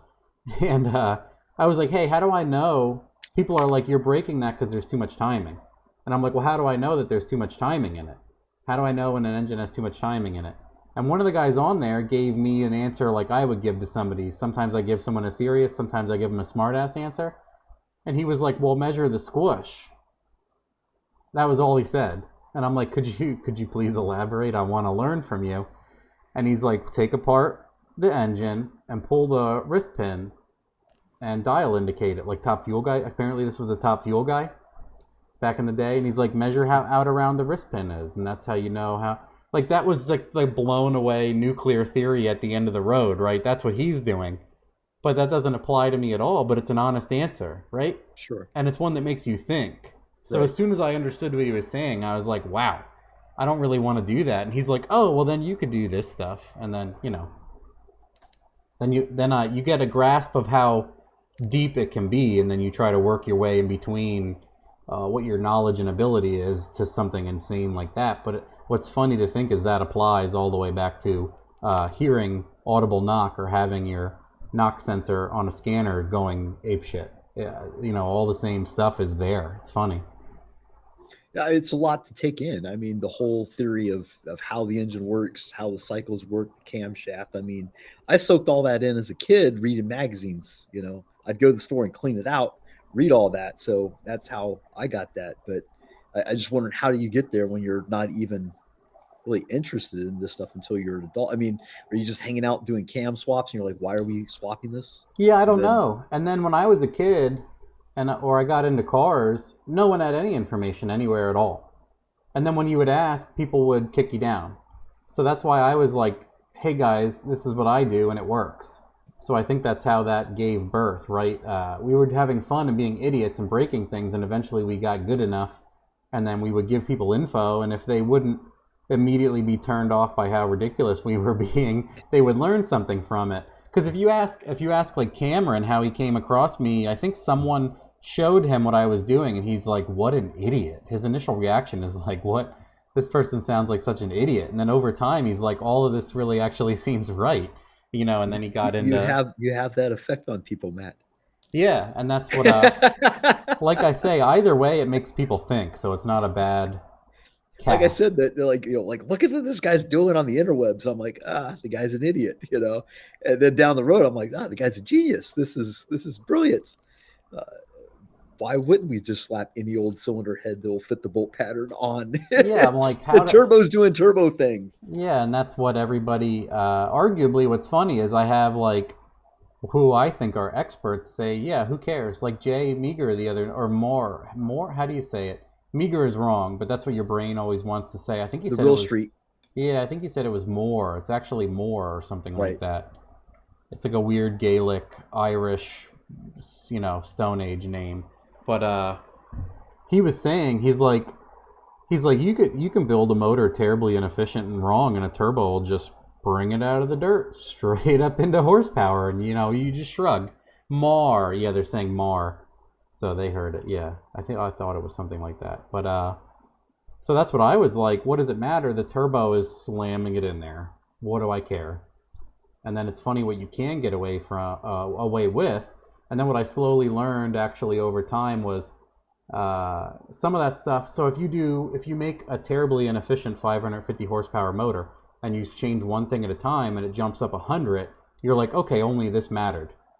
So then I would gain enough knowledge to be like, this stuff matters and not much else does.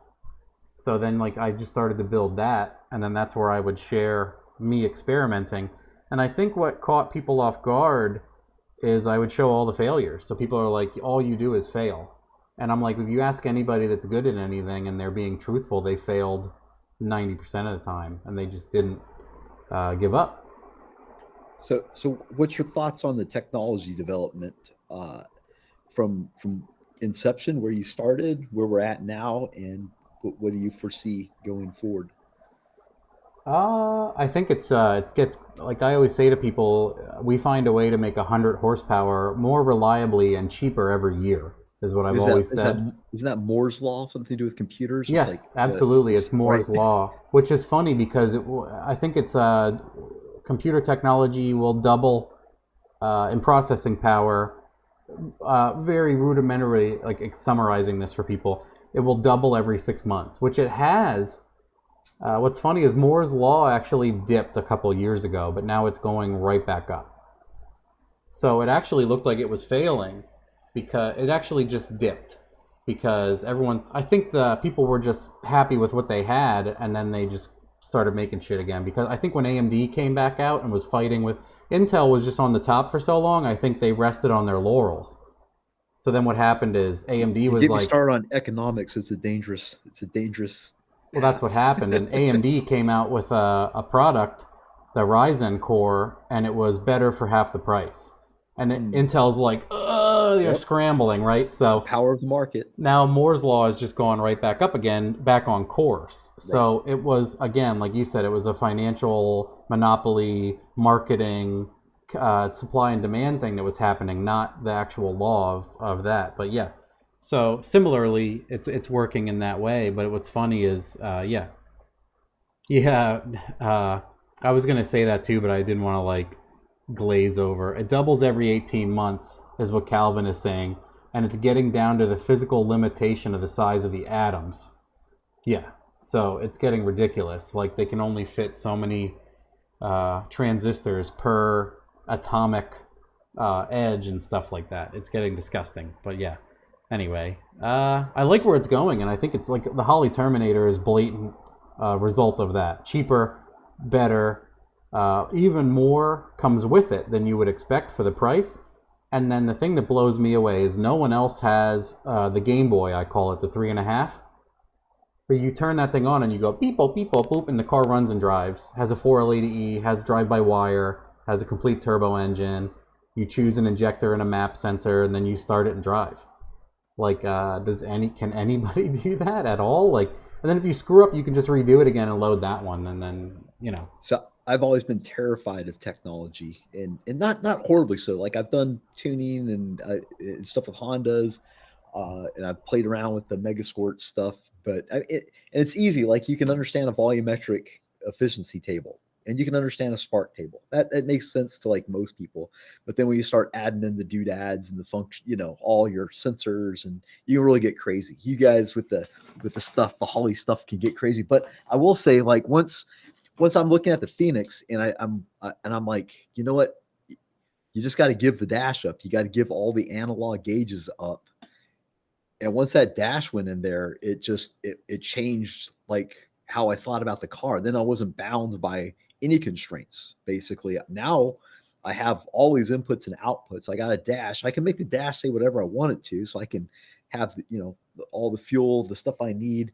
And the neat thing is I got room for expanding this too in the future. So I mean, there's room for multiple upgrades in the future. And the package really, what does a Termi cost? Like a Termi Max with a drive-by-wire plus a little 6.8 Pro, and you got a pretty powerful package. Yeah, I think it's I laugh when people say it's expensive because I'm like, call Motec. No, go buy all the gauges. Go over to Autometer and start adding gauges to your cart. Well, that's for the things that you need to monitor. I'm gonna let you ramble, Matt, and I'm gonna take care of some issues real quick. Okay. Yeah, it's hard to. I laughed. I laughed first when Holly wanted to talk to me about being involved with a secret pre-release about the Holly Terminator, and then I laughed when my rep was like, "Yeah, it's gonna be $9.99," and I was like, "What? What can that even come with? Is it just an ECU? Because the Holly HP is $1,000." And he's like, "No, it's going to come with a lot for $1,000." And I'm like, "Well, this kind of sounds like a joke too. What does it come with?" And he checked his notes to make sure that he wasn't making anything up. And he's like, ECU, wideband, engine harness, and a 3.5. And I had used a 3.5 inch before and knew the extreme functionality of it. And I'm like, "Well, how much of that is $1,000?" He goes, "All of it." And I was like, that is so incredibly cheap. It doesn't make sense to me because I had used my first. I used to talk a bunch of smack on Holly. It's no secret. So then I would be like, we'll get Mike here. I was saying I used to talk a lot of trash about Holly because it was expensive. And I remember. I'm like, well, how can it be better if it's expensive? Like this does the same thing, right? So then, in classic, we would say Matt fashion, I was like, you know what? I'm just gonna buy it. If all I have to do is say negative things about it, I haven't really used it. I remember it was the Colorado, right? I was like, but let's just buy it and put it on. And everyone's like, I can't believe you're going to do that. And I'm like, I don't know enough about it to be negative about it anymore. And I put it on and I was blown away with that. Especially the 100% thing that sold me was how fast and good the closed loop fuel is. Incredible. Because I was like, you know what? 99.9% of these guys 100% struggle because the fuel isn't right. And it comes with the O2 sensor. It goes into the heart. Like you can't misconfigure it. You can't. It's just there and it just works. And it's literally that answer. You have to configure those things? It just works. It's insane. I mean, there are limitations. And what's funny is I just wrote someone I know. I don't want to throw everybody under the bus. Some people I know are going to have a call with them and talk about improvements or things you'd like to see as things that they can fit in as they progress with the Holly software, right? And I wrote the guy like 3 paragraphs of stuff. And they were all like, wow. And I'm like, this is what I would like to see. So I always joke that they brought me on for like, because I'm like the king of cheaper mods. And it would just be nice to have me included for cheaper users to see this and want to use it. And then they're like, hey, so what do you think? And again, I gave like 75 suggestions. And I think they were like shaking their head like, we just thought he would be happy to be here. Why is he doing this to us? And I'm like, my first thing, I was so annoyed when I opened the software is it had dome control only. And ever since then, I just won't shut up about it. I was like, how are you going to do a budget ECU and do the most expensive, complex, unrelated boost control anyone has ever seen? Most people don't even know it exists, and that's the only form of boost control you hardwired into this ECU for beginners as a budget computer. Is that right? And no one could, I was rambling and no one could answer me, and I'm like, okay, I'm scaring everybody. Time to slow down. Don't invite that guy again. Don't ever call that guy again. Don't. So yeah, stuff like that. So it's funny that, you know, it has its faults, but what's incredible is how if you take someone that knows nothing and throw that software at them, they can hit the ground running so much faster, in my opinion. It makes more sense, which again, like I said, the fuel is a huge struggle for people, and software navigation is the whole 50-50 of that. People can't find it, they don't know what to do. Like the only thing I can think of that would make, I said I can think of a million things, but the other thing they should implement is like an active search bar up in the one corner where you can start to type in like IAT and it'll show you IAT config and IAT versus timing slope, like anything associated with IAT selectable. Because when you're like, I can't find my damn rev limiter, like where's my two-step, where you can't find it. So something like that, like I had a million things for them, but as bad as it sounds, me making so many suggestions, it's incredible. So it's literally so much easier to use for people. Yeah. The interface. I shot myself in the foot with because it was fine. It just all I had to do was just run it. But then I started realizing what capabilities it had and be like, oh, you know what? I can add this sensor. I can add that sensor. And oh, by the way, we can use that to do whatever traction control or boost by speed or gear or whatever. And there's just suddenly you're like, oh, I could, have a trans brake input or a rev limiter input or two-step or whatever you want. It's just but you just got to feed it. I think you make it complicated for yourself because you got the feeds. Yeah, junk in, junk out is what we say in computer world. But the big thing is, I think that people don't even realize all of the scope of things that are capable of a system like that until they, like if I start spewing stuff, people are always like, how the hell do you do that? And I'm like, any in and any out can be correlated on a table and a graph and 3D and based off of and turned on with, and then the big thing is like stacking inputs on a Holly. So you have 6 things you want to do on a ground input and you have input 1 and you're like, well, I only have 4 inputs. How am I going to do 6 things? Stack them all in the same input, like trans brake and release and two-step and whatever, and you can just stack. And then it's 6 functions with 1 ground button, stuff like that. So the CAN stuff is incredible. Yeah, and then the fact that you can have, again, like someone was complaining about the price of a dash, and I was like, get 7 gauges for, it's a 7-inch dash, just for fun, get 7 gauges from Autometer that all match. Tell me how much that cost. And then I'm like, okay, even if it's 1-to-1, if it's $700 and $700, now you're running twice the amount of boost. You have to buy a new boost gauge and remove that one and hope they match. And I'm like, on the Holly, you're like, change the scope. Boost only, vacuum and boost, vacuum to 30, vacuum to whatever. And then you can change the increments and then you can move it. And if you don't like it, you can throw it away. And if you want a mind melting amount of data on one page and very simple on the other and a drag race one on the other, you can have 12 configurable dashes. And you can make one of them all pressures where you're like, something feels funny. Swipe, swipe, swipe. Here's my whole pressure dash. Oh, this pressure looks a mess. And then you can set the warnings and every, yellow, green, whatever. And yeah, it's absurd. And then what's funny also to tell people is literally any input that's going into the ECU can be displayed on the dash. Oh, did we lose Mike? Sorry, I had the mute on. No, good. I did. I checked the weather before we started because last time it rained and it said no rain, and now it's thundering and raining a little bit. So I'm trying to, hopefully that doesn't feed through. Oh my God, what were we talking about? Oh, Moore's Law with cars. So you think this is happening because of the technology, computer-wise, like the software side, or do you think that it's a mechanical side, or is it a combination of the two? I think it's a lot of things. It's cost effectiveness. Like, it's funny to be such an LS fanboy, but I don't think a lot of this crazy stuff would exist, or I don't think people will be pushing expensive ass Coyote motors really hard at first.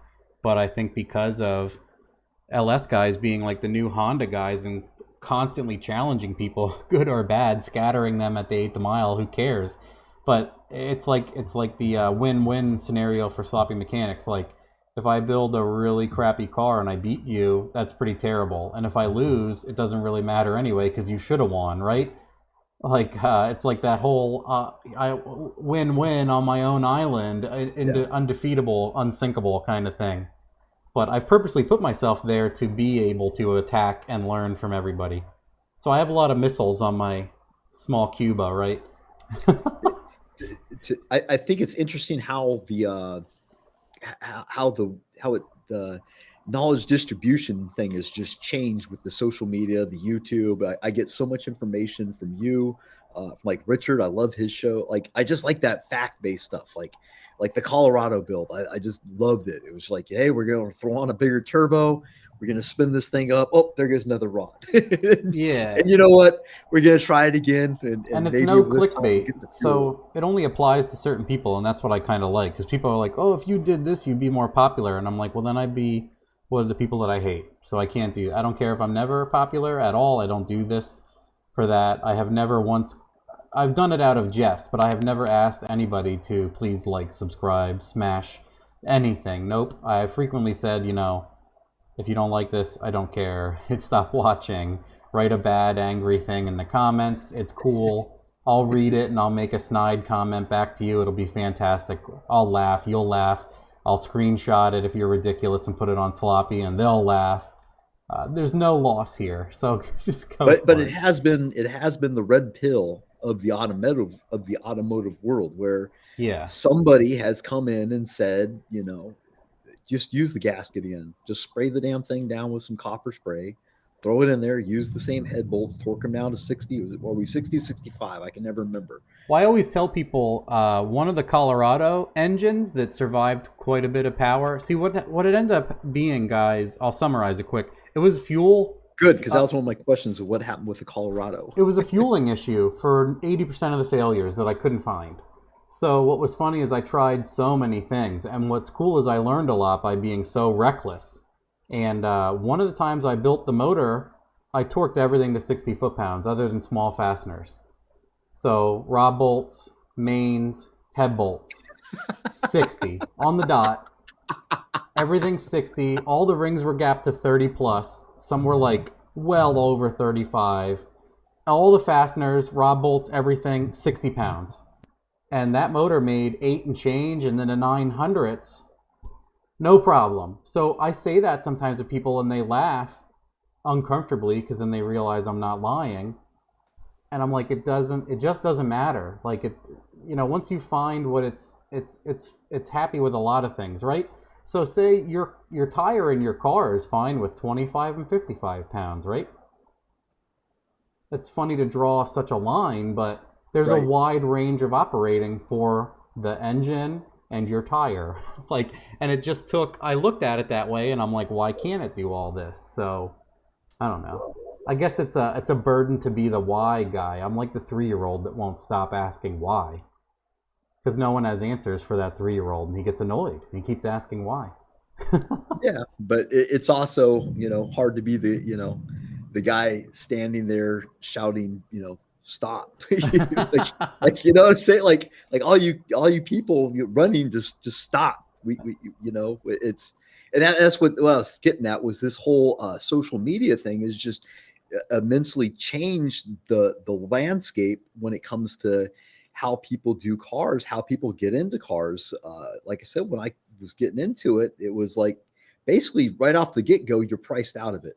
If you're a kid like me that didn't come from anything, and you had, you joined the Army and you got a couple $100 a month left over after you make all your bills, the idea of buying a $5,000 motor, it's just out of your range, and you can't just go down to the wrecking yard and just pull out a motor. That would be insane. Or, so the knowledge of the time thought.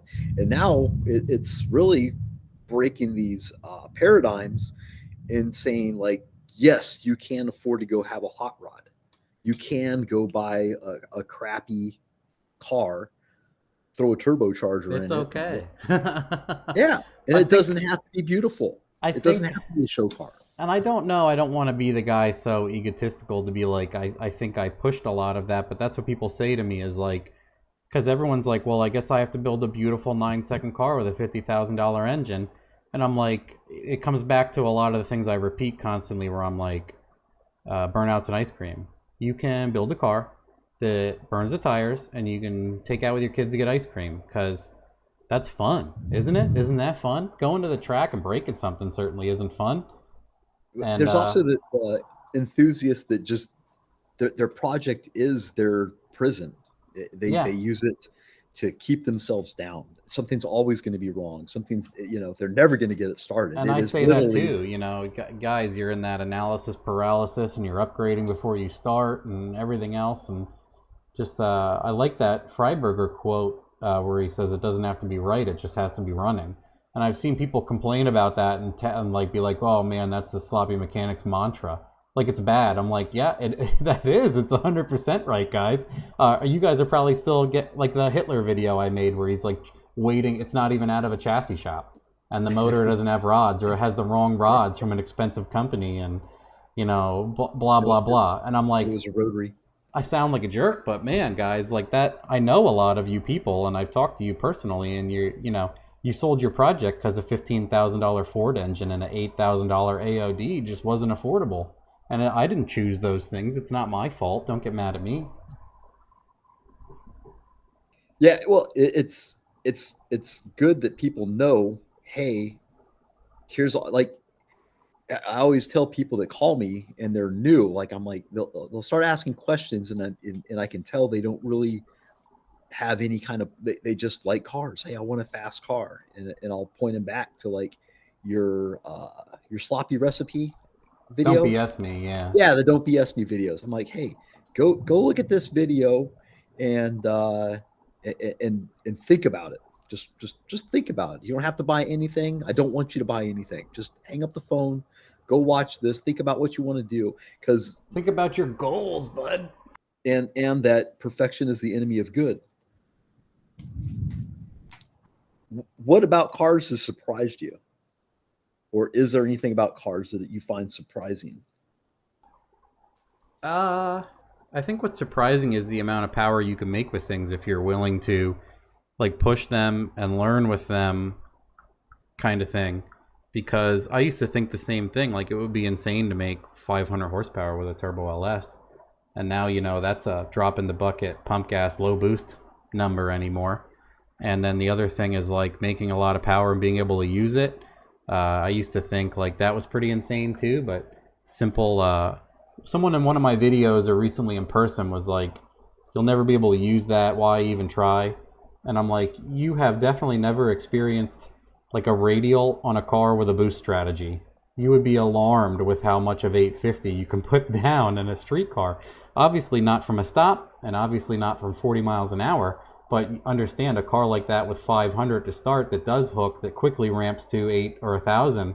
Once it is hooked, once it is accelerating and you're adding power as you go, puts it down alarmingly well. So, every now and then I'd take people for a drive in my Colorado, and my street tune-up was like an 850 wheel tune-up in a 3,500-pound truck. So, and it was boost by mile an hour was one of my tune settings. Shout out Holly 3.5-inch dash with multiple tunes in it. And I wouldn't foot brake it, but I'd come out of a light and I'd roll it down quick. And the amount of like violent acceleration that starts happening in a city block is enough to make people scream like, please stop. They're scared shitless. So The best is when you get a civilian in your car that's just never been in anything fast. they don't understand cars. Yeah. Yes, they have no clue what it's like. Their friend has a 325 like BMW, and he's like, "This is insane, dude." And they just scream like a woman. And just ha! I mean, no offense to ladies, but then just their arms go like this, automatically reaching for anything. That's when I know. Like, yes.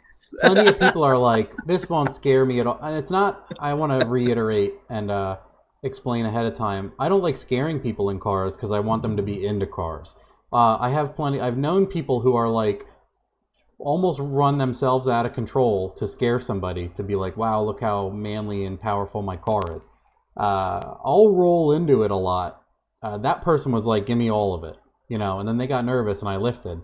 But I'll roll in. I'll get into like high, and I think people like I can see them. They're like, wow, this is fast, and I'm like, I'm not even in boost. Like we're just getting heated here, and I'm like, if it has a TH400, I'll bring it up into high, and they're like, wow, yeah, wow, and I'm like, and then they're like, the arms is a perfect explanation. They seem cool. And then the arms start going. The door, the arms, involuntary. No matter how big of a badass you are, your arms will flail. Yes. And I'm like, I'll roll out and be like, you okay? And they're like, wow, that was my brain. And I'm like, I know, that's why I lifted, but, and they're totally in like a shock. They're like, I had no idea that this was possible.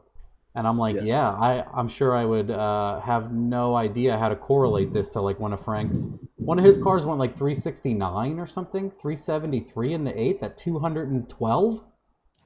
It's a door slammer radial. Like, what the hell? People have no idea of how fast that is, and it's hard for even someone that knows a lot about drag racing to know what 212 miles an hour in the 8th is. So what you say is a city block is an eighth mile. Almost 99.9% of the United States, a city block is an eighth mile. So imagine going from a dead stop to 212 miles an hour in a city block. Then they're like, wow, that seems completely impossible. And I'm like, that's what those guys do. And they're like, I'm like, think about that first. Just think about it. Or you could say, sorry, I'm getting the rain. Or you could say that your average Corvette will go 0 to 60 in like 3 seconds. Well, he went 0 to 200 in 3 seconds. Yes. Yeah, it's hard. It's funny once you start giving people the metrics that they can. I think that's something people have told me I've always been good at this. But I can say something if someone doesn't get it. I can do a completely different line to like talking about cantaloupe and corn. And they're like, oh. Like, I can rephrase it. And that's one of the other, I don't think I'm a great teacher, but I've always said to people, if you think you can teach this, if you can't make 5 totally different people understand it, then you probably don't understand it. I throw people under the bus for that. I'm like, if you really have a really good knowledge of this, you should be able to teach many different education levels what it is. I'm getting slammed with the rain here, and of course. That's fine. So, we can still hear you. What's your goals, bro? Oh, moving on? Yes, sir. That's the question. What is your goals, bro? Oh, like the Mustang itself, or past the Mustang, or all of it? I don't know. I like going. I've really enjoyed doing like the more expensive, nicer stuff right now. Right? It's stuff that I would never buy for myself, and I think even if I had the money, I probably wouldn't do it. So I think it's cool when people sponsor me with. Everyone has been showering me with gifts like this in the last year. It makes me very uncomfortable, but I'm like, well, it will be neat to see the contrast of spending money versus being very frugal. I would say most of the stuff I do, almost all of it is being, I wouldn't say cheap, but economical, right? So there's plenty, if you're cheap, you just have a lot of garbage and you deal with it. I think I've learned enough to be, I would like to say that I'm economical about most of the builds because I just want to see it do well for the amount of money, because I feel like I can tell people, well, it ran this time for this much money and I drove it for 2 years. So if you think it's not reliable, and I know how much gas mileage it gets because I actually drive it and I know this and I know that, and and I reuse the head gaskets and it has 2 different cylinder heads on it also, and I built the hot side out of spare pieces from a Silverado exhaust, and I can relate and answer to all of that. So I'm going to enjoy having this expensive car and seeing. I would say that this is like even though it seems really. Is the Mustang your expensive car, man? It'll be the most expensive thing I've ever built, for sure, with other people's money. It'd be funny to do a spreadsheet of how much I've actually spent, because honestly, Jamie bought the damn car too. Jamie bought me this car, so I didn't even buy the car. I just got the registration to renew it the other day, and it's in her name. It's Jamie's car. I have like no money into it. Like maybe I'll pay for window tint, or she'll do that too, jerk. Like, I'm sure we can get you sponsored. Yeah, but go. Have you had any special opportunities that have surprised you, and how have they affected you or your life? Yeah, just the amount of people I have met again, like knowing Arnie and going to events with him, and it's humbling and embarrassing and weird, and gives me anxiety for him to introduce me to like the engine builder at T1 Race Development, and he goes, "Hey, this is my friend Matt," and he goes, "That's Sloppy Mechanics. We're in the elevator." And I'm like, no, no, it's not me. And Arnie's like, he does this all the time. It makes him so uncomfortable. So here we go. And he was like, that's Matt, that's whatever. And he starts, he knows I don't like it. So he's going to an extreme.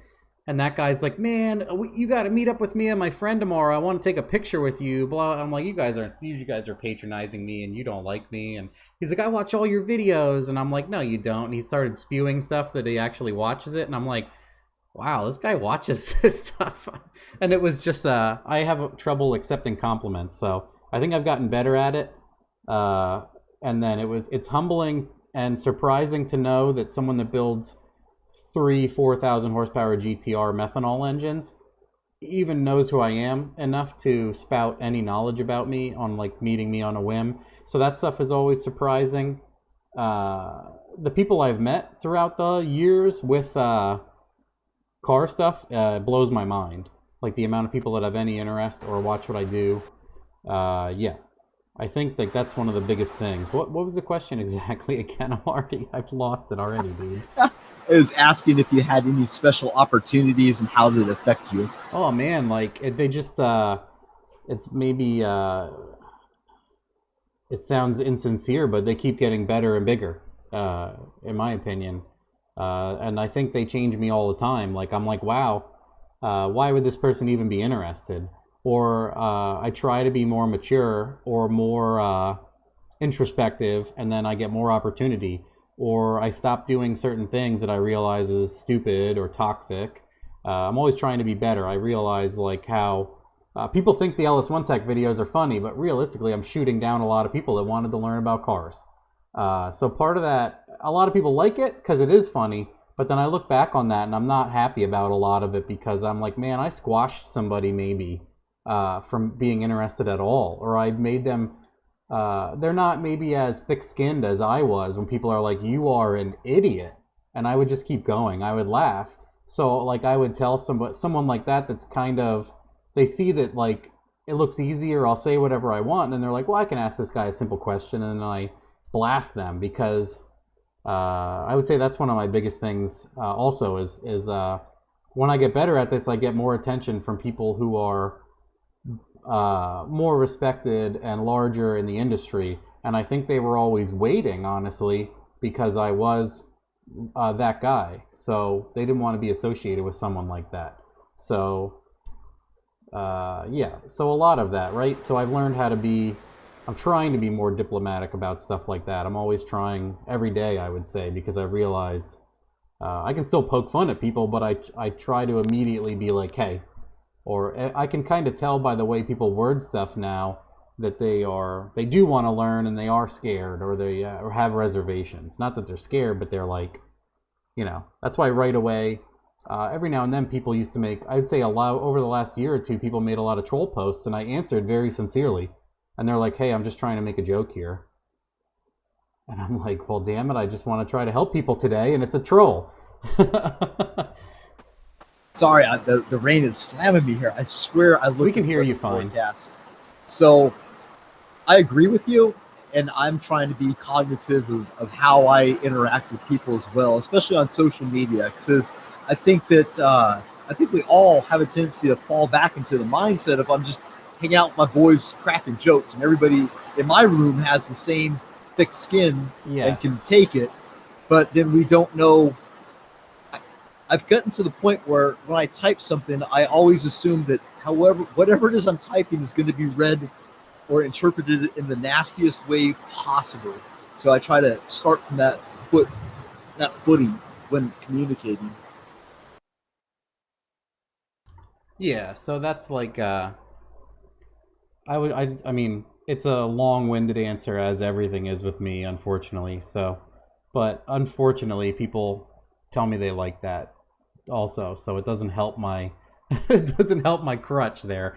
But yeah, so it goes right with the opportunity thing, comes with trying to be humble or trying to be honest with people and yourself, or and growing. Like I feel like I've grown a lot over a certain bunch of things that have happened, and I think other people see it, and I think that's a big thing. Also, is that I take more of it seriously, and I realize that I'm no longer just like a joke. I am a joke, but I'm not a joke in the sense where I can't just shoot people down. That's not fair. I'm too large to be taking that for granted, the amount of traction I have with people and things. So I need to consider that. Part of it, again, has come along with like my kid, where I have to think about it. Like I have to think about what I'm saying or doing. I constantly do the dad thing, and I'm trying to get better, where Jamie will say something because she doesn't want to say it, so my kid doesn't think about it or say it, or like something about food or TV or a trigger word that's something he doesn't like, and we're going to go do it. And I'm like, oh, we're going to do whatever, and we're not going to, and now he wants to, and now he's pissed that we don't go there, and now I ruined the whole day. Because I just like did the dad, or like we'll drive by something. I'm like, oh, see that? And he didn't see it. Now he wants to see it. Now he's pissed that he didn't see it. And she's like, why do you? And I'm like, it comes out of my mouth, and I can't, So same thing, like where someone does something, I try to be like, I think I've always been that way, but I've been more of a douchebag about it than I should have. So plenty of times, like, I'm diplomatic, but I push. I'm trying not to be that guy, because what happens is it's easier for me to put someone in a bad place. So I can antagonize nicely or in a way that can't come back on me, and it pushes someone to say something, and then it's easy for me to be like, see, you're the maniac. But I made it happen. It forces you to communicate better. And let's face it, the world would be a better place if everybody was just trying to be a little nicer every day. Yeah, and I think the older I've gotten, I've seen more happen and known more people that have stuff has happened to, and you start to think about that too. I used to be the person, like I was saying to my someone I was with the one day, like we saw a person with, I used to make fun of these people that have all their stuff stacked in their car, and it's disgusting. And we saw a lady the one day, like we were in like we were going to like a Subway or something. It was between a Giant and a Subway, and she was she pulls up, her car is completely filled, and part of me was like, what the hell? And then I realized she was pulling over to take a nap and sleep in the car. And then I'm like, why? And then I'm like, that's probably all she has. That's her house. She doesn't have, I bet she has nothing but all of those things in her car and herself. And then she just needs to go somewhere to sleep where they're not going to kick her out. And then I was like, what a jerk I was and would have been for saying, look at this person in their filthy car, they're disgusting.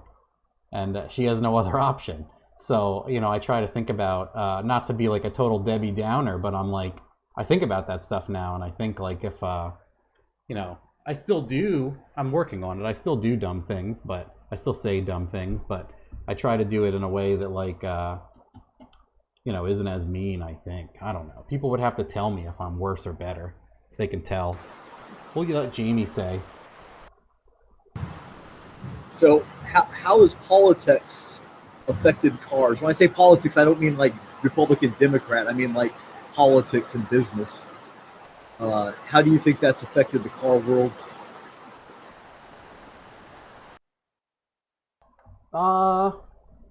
That's kind of difficult. I think I almost need a use case, like an example. How is this word used in a sentence?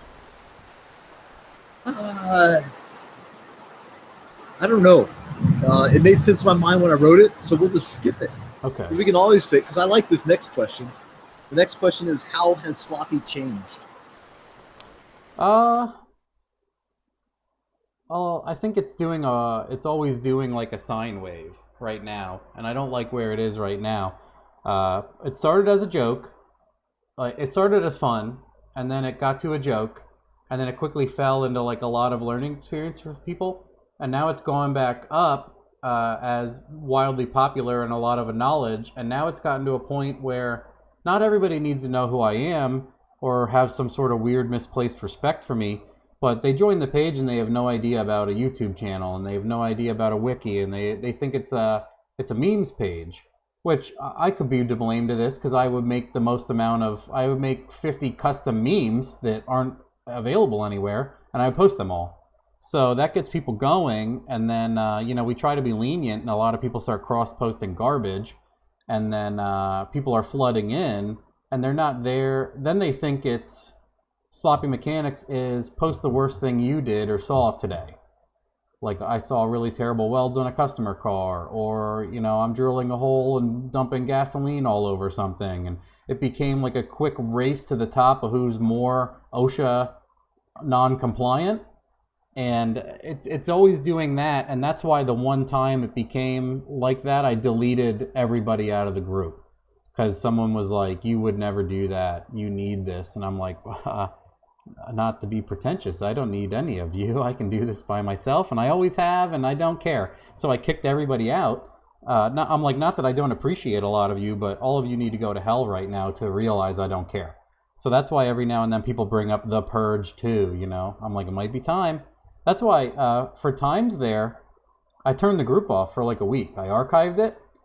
And, I'm like, well, I'm going to stick it to these people. But then again, I thought about it long enough, and I'm like, you know what? This is a big resource for a lot of people, and I'm taking that from them. So that's not fair either. So it's in a difficult spot, right?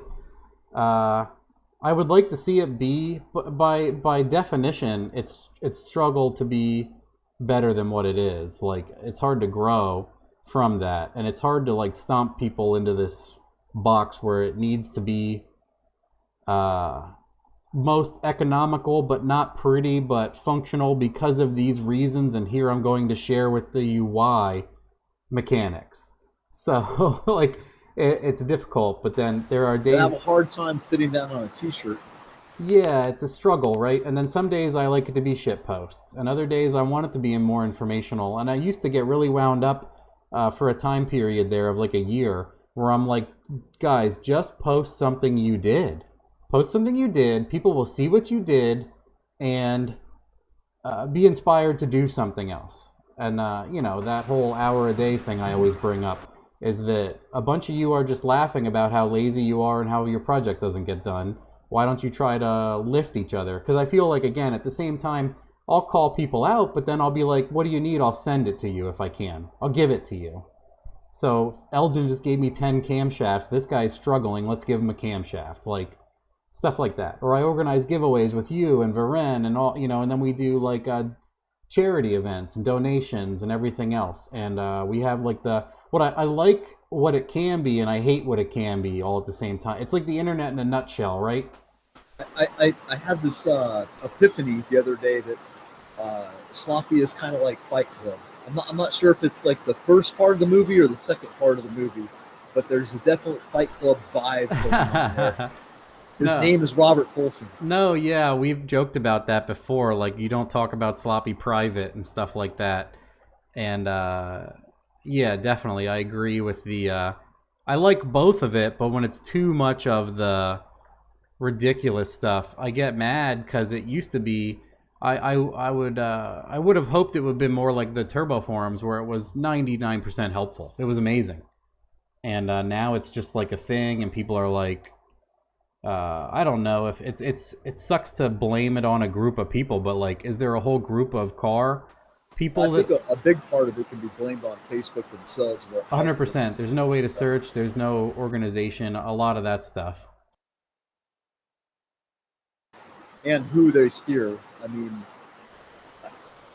I really enjoyed Facebook when I just saw everything, and it was like, oh well, you can't wade through it. No, I can. Yeah, just let me see everything, and I'll pick and choose what I want to, And when they went in and said, like, here's what you need to see, well, I miss a lot of people. I miss a lot of friends and things that I don't see. And I think that it's strange how they've taken over control of what you get to see on that. I don't like it at all. But so what do you see this, like, what would Sloppy be, or where do you envision it, or do you envision it, or will it just be this fabled myth like the Iliad? What do we got going on? I wish I was better at like web developing or designing, or I had a better way to display an ad than like the Google Wiki was all I had. Because I always say to people, and Jamie, I say it to all the time, I say, I'm a hammer. I'm not a scalpel. I'm not a delicate paintbrush. I'm a hammer. So I only know how to do that stuff. So I can't. I have no art in my body at all. So building a web page that's fluid and easy to use and people can chime in on. I thought the other it's a Google Wiki site you can sign up for, but then they changed it and made it worse, and it's hard to get stuff in and out. It's kind of like a Microsoft Word document, and the point where you try to do pictures and fluidity, and it ends up like stacking and covering itself and being. You do one thing and it's ugly and it's hard to undo it and it's exhausting and then people want to be on it, but then they add something once, and then like I built a whole thing of suggested parts to use, and all the links die in 30 days. And then I did an Amazon cart, and then it's hard to link people to that. And then again, people join that don't even know anything about it, and there's a pinned comment that says read and look at this, and no one does, and then they're like, where should I buy this? So at some point you get annoyed with even adding it. Like, why should I even add this? No one's going to look. They're going to ask, and then people are going to be annoyed that they're asking, and people are, it's a whole, it's difficult. So I would love to have its own platform. And then like you again mentioned, I got banned from stuff I posted like 3 years ago, like this new thing they let loose. No one can find it, but like these hellhounds that Facebook released to do all the automatic moderating for them, and ridiculous. So it does suck. It's hard to format something in a cohesive way that people can search. And I search for my own things. Like if I post that you're going to be on, and I post the scheduled YouTube link, and I search Mike, Sloppy Mechanics, Matt Happel, YouTube, I can't find it. I'm like, what the hell? Where did it go? Whew, into nowhere. It's not the right format for. We really need to get back to the forums. I was on the Sloppy forum last week, and I was like, you know what? I'm going to make an effort to like post the Phoenix build stuff there. Like I used to really enjoy going on the forum, sharing what I'm doing, getting input from people, and just I learned so much from like Honda Tech and LS1 back in the day. Yeah, and I always ask for it, and they've helped me out. Like, I feel bad for that Chicago garage guy, but I think if Facebook keeps doing what they're doing, it's going to force everybody back. But I find it difficult to do. What sucks is the conveniency of just like posting something and people laugh, and then you're gone. And if it blows up into something, it constantly feeds your notifications. But then writing it on the forum and everything else, it just seems more difficult. Even for me, I'm like, we need a forum, and then it happens, and I don't really use it. It's a joke, but like I should be, and I should be pushing people to it. But I don't know. I don't know why it is so difficult, but I wish more people would force me to do it. But how, if I don't use it, how do I ask people to do it? I don't know. Next question. All right, next question. When are we going to get the questions for you? No. I'm almost done. I think then we'll finish, and then we'll get 5 hours in. I'm going to ask Mike questions. No. Mike's an old man. He's got a very small bladder in his old age. Okay, so what is Jamie's role in your world there with Sloppy and all that? I know she's got her own YouTube channel now. Yeah, I mean, I would say that her biggest role is like a sanity check for me, and a make sure Matt doesn't do dumb things. Like, I'll bounce stuff off her first, and unfortunately, a lot of the time, she has to stop me halfway. Be like, why are you doing this? Why didn't you ask? You know you should. And I'm like, oh no. Again, like that, like I say something to my child, and in hindsight, I shouldn't have done it at all. I shouldn't have thought about it, let alone say it or do it. And also, incredibly, and thank you to her very much, couldn't be understated enough, she does everything I don't want to do about Sloppy. She does like the financial stuff for it, because even something as simple as charity stuff, it's difficult to give money to a charity. Oddly enough, people might not know that. It's tough. And then you have tax stuff about it, and then ordering the shirts, and then if people suck at making shirts, she's got to be like, this shirt sucks, and like she's on top of all of it. It's incredible, and I don't know how she does it, but she does literally everything I don't want to do. And I can't thank her enough. Like, how do you even what else can you fit under everything I don't want to do? I don't do anything I don't want to do. So that's pretty incredible. And I think when we had more time, she really liked being involved with my builds. But then the whole controversial thing happens people can't really make fun of me, so I always feel like they're gonna make fun of her, kind of thing. You know, I'm kind of an easy target, and I don't care, and whatever. But she's always worried that. That's why we definitely don't show my kid ever. Because, man, if, like, memes came up of him, I would lose my mind. Like, I can't even give people the opportunity, unfortunately. And it's sad that that's there, because I think I help people and they could just not bother with it. But, again, at the same time, that's why. And then, again, like, on top of it, she doesn't want to be like the people are going to be like, oh, how's it living in Matt's shadow? And you'd have nothing if it wasn't for... People do that stuff, right? And she just... I don't know. You'd have to almost ask her. It's a lot of mixed stuff like that. So then again, like she says, she doesn't like to do any of the hardcore building. And she doesn't want to look dumb when someone asks a complicated question like that I knew or I did. They're like, oh, well, you don't know, your boyfriend built it. Well, like that kind of comments. Like that's like some like 20-year-old alpha, wannabe alpha male. Like, do you know what you torqued that bolt down to right there? Yeah. She doesn't know anything. You're so dumb. Like, like, well, Matt just impacted everything, and I think he.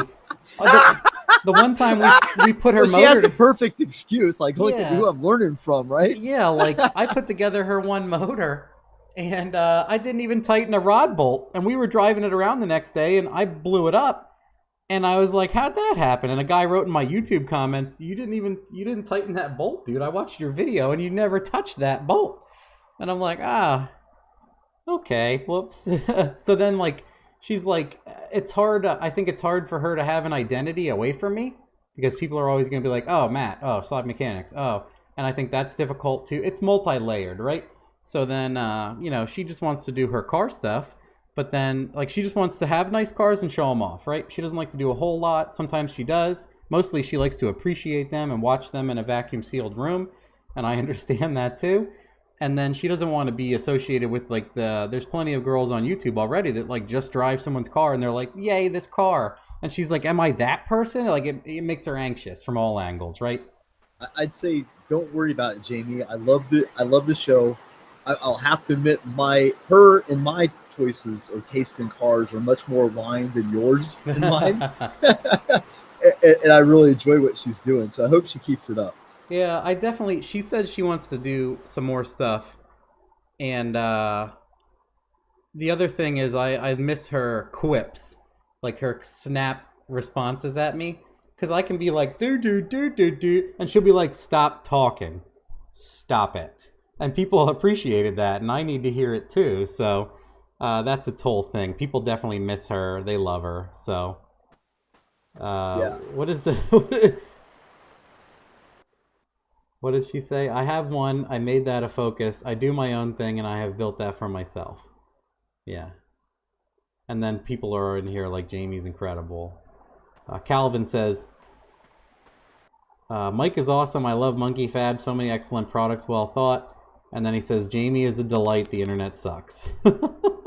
And then Killswitch here says, Jamie will pond your car if it's shit. That became the big joke with 8s for 8. It was so difficult for me. And it took up all my time and feelings. And Jamie was like, I'm going to burn that to the ground in the yard. I'm gonna drag it with the Kia to the pond and push it off the dock. Because she saw it as a painful thing for me, and she's like, let's get rid of it, let's eliminate that. I can't then something would break and she doesn't see like, oh no, he has to fix it. She's like, that is hours from me and my child that I won't get back. So she totally sees it differently, and again, that's why my perception changes a lot. She's laughing at a lot of the comments here. She's in here. If you could probably check them on so you're on your phone or the laptop works? I'm on nothing. I'm on our Google meeting. Oh, no, I mean, like, are you using your phone or your laptop?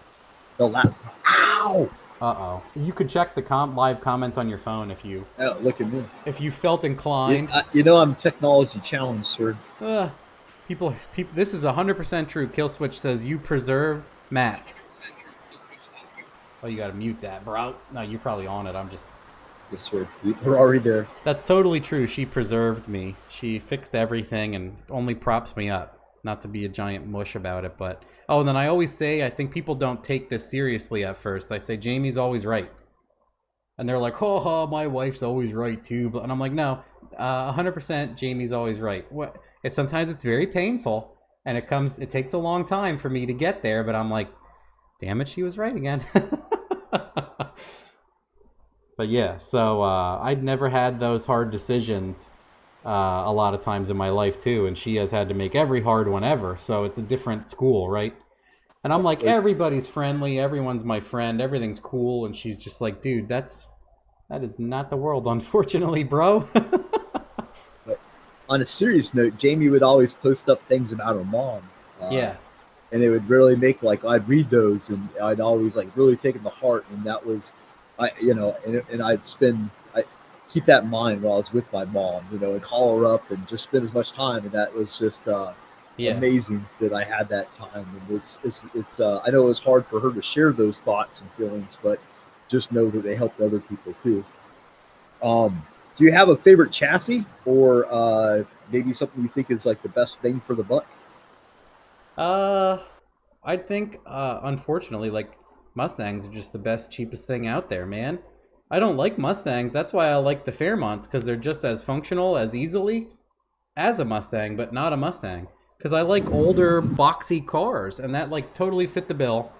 They were $300. You slap stuff in them. The engine bay is gigantic. They handle well. They take $30 in parts. They have a steering rack. There's literally almost no downsides at all, other than people are like, oh, cookie cutter. Who cares? What I think is funny is a friend and I joked about that, and what he did is he brought up like a drag race event recently, and it was like a 20-car field, and I think 18 of them were 69 Camaros. So he's like, "Dur, Fox body, dur, dur, dur, dur," and I'm like, yeah, everybody has a Fox winning races because it's easy. Look at all these assholes with 69 Camaros, So that was a funny introspective that I never went to look up, but he fact-checked. It seems like they're all Fox bodies. Like you watch, if you tune into like those big live shows, like the ones they always do in South Georgia part. SGMP. Yeah. I think that's. They're always. Is that? Well, go ahead. There's so many names I can't remember, but. And then they have nicknames too. One of them's called House of Hook, and that might be SGMP, or it might be a place close to it. So yeah, I'm in the same boat where I'm like, wow. I don't know. Yeah, but I mean, you can't argue. It's the recipe's there. So yeah, if your goal is to go fast, cheap, dream car. Oh man, I always say, we talked about this the other day, so Jamie's gonna be happy. But I usually say like I want 1,000 crappy cars, but then a lot of times it's come up. And I always say, it might surprise a lot of people, but I want like a super obnoxiously colored turbo all-wheel drive Porsche. Like people are going to chastise me, but like a 9962 or whatever the chassis code is or whatever. Like the teardrop eye. I don't know, even a brand new one would be cool, but I always thought the more and more I know and met Porsche owners, and again, I realize they're not douchebags. 99% of them just really like... And they drive the shit out of their cars. They really just hammer them, and the cars are fine as long as it doesn't have like year-specific issues. And they're just mules. They just do it. Like as long as you're not an idiot and everything else is fine. And yeah, I'm like, it would be cool. It would be totally unlike me, but I think it'd be really cool to have like a lot of those Porsches are really dailyable also. Like they're not, I would never get, obviously they have like, I don't know the model, but they have those like caged, barely legal, loud, stupid race cars that are street legal. Totally uninterested. The RS3s, I believe. Yes, GT3 RS, or whatever, blah, blah, blah. I don't know. People are going to be like, no, that's okay, whatever. The stupid, obnoxious race car with a license plate on it. Not interested. I want like, there's plenty I've seen. AIM Performance is right over here in New Jersey. And they continually do like 850 rear wheel, all wheel horsepower Porsches with like turbo upgrades and stock motor. And then they do like 1100. Those are the guys, everyone's seen 1320 videos where Porsches are wheeling like crazy and running 840s. And the guys drive them from New Jersey down to Florida and run 840s wheeling and go home back to here to Jersey. That's AIM Performance. That's their cars. So what I'd love is like a PDK that I can put in drive and drive it around, and then I can paddle shift it and not care about it and have all-wheel drive and go 0 to 60 in like 2.5, and have it be like what's that weird baby blue color they make, or like Kawasaki green, obnoxious, stupid, glow-in-the-dark green, something like that. It doesn't make sense, but I would love to get one. I think there's a lot of, there's like, I'm in this space where I'm a shitbox guy. I like it rusty and ugly and in the paint bad. Yeah. But I'm in this spot where I'm watching all these cars come out. Like there's a new Lotus that's coming out. It's got like a turbocharged inline 4 with a manual transmission. And the new CTS V, it's like a 600 horsepower with you can get it with a manual. And it's just like, this might be the last time they have gas-powered manuals. So it puts you in that weird space where you're like, man, I'm almost halfway tempted to put some real money down just to get one of these cars before we're all electric and well, that's robots. Where I started to realize that answer is a cop-out. Where I love crappy cars, but crappy cars will always be available. So I'm like, the big answer there is like the deviation of my perceived what I want, right? And that's something I'd absolutely want. If I had the money to do it, I'd get one tomorrow, or I'd look on a marketplace and Facebook and get one 2 houses away right now. Like, I would just get one of those immediately and not think twice about it, because it's a cop-out for me to be like, I've had so many shitty cars. I'm like, I can always get them. They'll make them. I can always go buy a 1991 Civic or something. They'll always be available. So then I'm like, what would I want if I could, if there was a row of supercars, what would I get? Which is like a medium to 3/4 radical Porsche that's dailyable. Uh-oh. Reading comments? You're muted. You're on mute, bro. Sorry, I was just saying you should swap the screen. This is like your interview. I just realized like you got me zoomed in. I've been watching this Google meeting, or I would have yelled at you a long time ago. Swap the picture. You're the one being interviewed, dog. I thought I was small in the corner, picking my nose. Nah, I always do this. Picking my nose with nobody noticing. Can I do, that's fine. No one cares. Can I do, like, change layout? Sidebar, spotlight, auto? I think auto will do it. I think you should put you on, man. These are all your questions, dog. Well, that's what we joked that we were going to do, but now we are. Where is it layout again? You're the IT guy, dog. Did I do it correctly? Tiled. I just weld things. I just stick metal together. 49 tiles. What the F? See, I figured it would, what's this? Showing a tile. Whoa! Look at me go, guys. Look at me go. Oh, it's almost acceptable. Look at me go. When I move it over here. Whoa! I've been watching this Google meeting screen in front of me where I'm just down in the corner all small. I was like, okay, well, that's yours. See, what it does is it shows you. Okay. Well, we just screwed up the whole interview. This is what happens when I trust you to run the meeting. Yes. What about interesting swaps or fun swaps that you're like, man, I wish I could do this. I wish I had time and money and could do this, just because it would be so fun to have the end result of it. I've always wanted to do like a rear-wheel drive 4G63 car. And I've always wanted to do, since Jamie's so into DSMs, I've always wanted to put like a DSM motor in something people would laugh about. Like made it to like a 5-speed manual of some sort, or like in a rear-wheel drive car or whatever? Right, yeah. Yeah, I also... Like longitudinally mount it instead of transversely? Yeah, I always wanted to do like, we joke, because one of her first cars, if not her first car, was like a Ford Escort GT. Oh, yeah. And I'm like, I always wanted to make a car rear-wheel drive that isn't supposed to be. So I thought it'd be cool to get like an Escort GT and put an LS in it and make it rear-wheel. Or do a 4G63 and made it up to like a CD09 and put it in a rear-wheel drive Escort GT. Or something like that. Or do like crazy front-wheel drive swaps just learning more about that stuff and doing that. I think about that stuff daily. Actually, I used to talk about it to her all the time, and she's like, "Don't." We all do, Matt. She's like, "Don't do that." But I always wanted to do like a jelly bean. I've said it in other videos, I think. I always wanted to do like a jelly bean caravan, not the boxy caravan, but the middle year, like 96 to 03 or something like that. Literally a jelly bean for a Dodge Caravan. And I wanted to do a mid-engine rear-wheel drive and learn how to like ladder bar a rear end, and I wanted to almost keep the Dodge V6 to like show up at the track and show them the motor and drive it up to the track and then start the LS and put that thing in neutral and then do a rear-wheel drive burnout. And I always wanted one where you can like slide the sliding door open and it's like motor, turbo, whatever, stuff like that. I always thought it'd be funny to just do something dumb or put like the giant fuel cell in the front.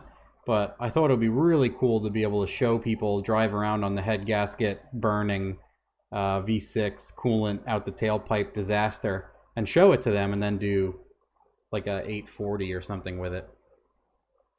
I think it'd be cool to do like an old exotic. Like there's a dude right now case swapping a Ferrari 308. I think that's really interesting. I'd like to do like the Lamborghini made a funny model called I think it's Jalapa or Jalapa, something like that. Huh. And it's just like it was like their cheap model that went out the same time as the Countach. And I think you watch the Boosted Boys? Yes. That insane NXX that Kyle just bought. Yep. And what a badass job those guys did with that MR2. Just congrats to those guys, man. Yeah, absolutely. I really liked I think they are similar to like how I started and they've already surpassed me easily in a lot of ways. But they used to just build junk and have fun, and then they got a lot of knowledge and really serious with it. And now it was nice to hear. I watched the video where they went to Fuel Tech, and those guys were so smart. It'd be cool to ask that guy if he wants to be on here and if he would. But his like right-hand guy, Lewis and Anderson, talk about stuff and give them info, and they're all just like, wow. Like, it wasn't going over their head, but you could tell like the gears in their head were just like doing 10,000 RPM. They're like, whoa, I get this. It's really cool. And then they went to the track, and in like 5 passes, he was there. And now they go from like, I don't know what the air fuel is, spinning the tires, braking a transmission, to like laser ride height wheelie control. And they know what it is. And then I really like the comment he made after he made the pass and he showed the slip. And he's like, this is for all the people that said we have no idea what we're doing and we would never do it. And it wasn't enough horsepower and we weren't smart enough. And I was like, yeah, that's I know exactly what that feels like, dude. It's funny. One of my questions I kind of passed over it, so I was like, I don't know if this is going to sit right. But it kind of plays into what you're talking about. Is how do you think envy plays a role in the car world?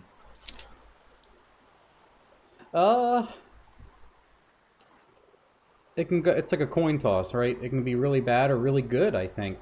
I think if it's in a good way, people will call you a fanboy. If you're like, man, I really like what they do, and I would like to meet them and learn from them, people are like, huh. And then if you're like, man, this person sucks, people are like, huh, you don't know. I don't know. It's I think it's it drives some people, and then it makes other people more jealous and bad. And I don't know, like maybe you could be, maybe there's a way you could be like, it's tough, right? So you can be jealous and be like, man, I'm jealous. Like I did a bad job and you did a good job and it makes me jealous. And you can say that but not be a douchebag, right? And I think I'm trying to be more like that person. When I talked to Jay for 4 hours, I was like, man, I have a lot to grow up as a person. Jay makes me feel so bad for being me. So diplomatic and humble and everything else. It made me feel bad to be a person. But yeah, someone just says they love Rob Dahm for that. Yeah, his humility is amazing. It's amazing. I used to think that guy was a joke. I started watching more and more of his videos. And again, like his humility can't be understated. So I really like how he... I feel like I have a lot in common with him where people are like, you're stupid. And he's like, I don't know. And he does it, and he's like, man, I'm doing better than you guys are. I guess I'm still dumb, but I'm dumb, but I'm luckier than you guys are. Stuff like that. And then when he's like, he'll be like, we forgot to put a bolt in something, and it destroyed the entire transmission. You know, he just says it. And I admire that a lot about him. I used to be like, I don't even know who this guy is. Why do people like it? And I only got on when he was into that. But yeah, someone just said people are afraid to try. And yeah, he shows everything good or bad. Same like I do. I'll show I'm breaking the motor so many times, but all those people say you're dumb instead of saying, hey, I've had an issue like that and it was a fuel supply problem. But they won't say that because they don't know. I think you have to.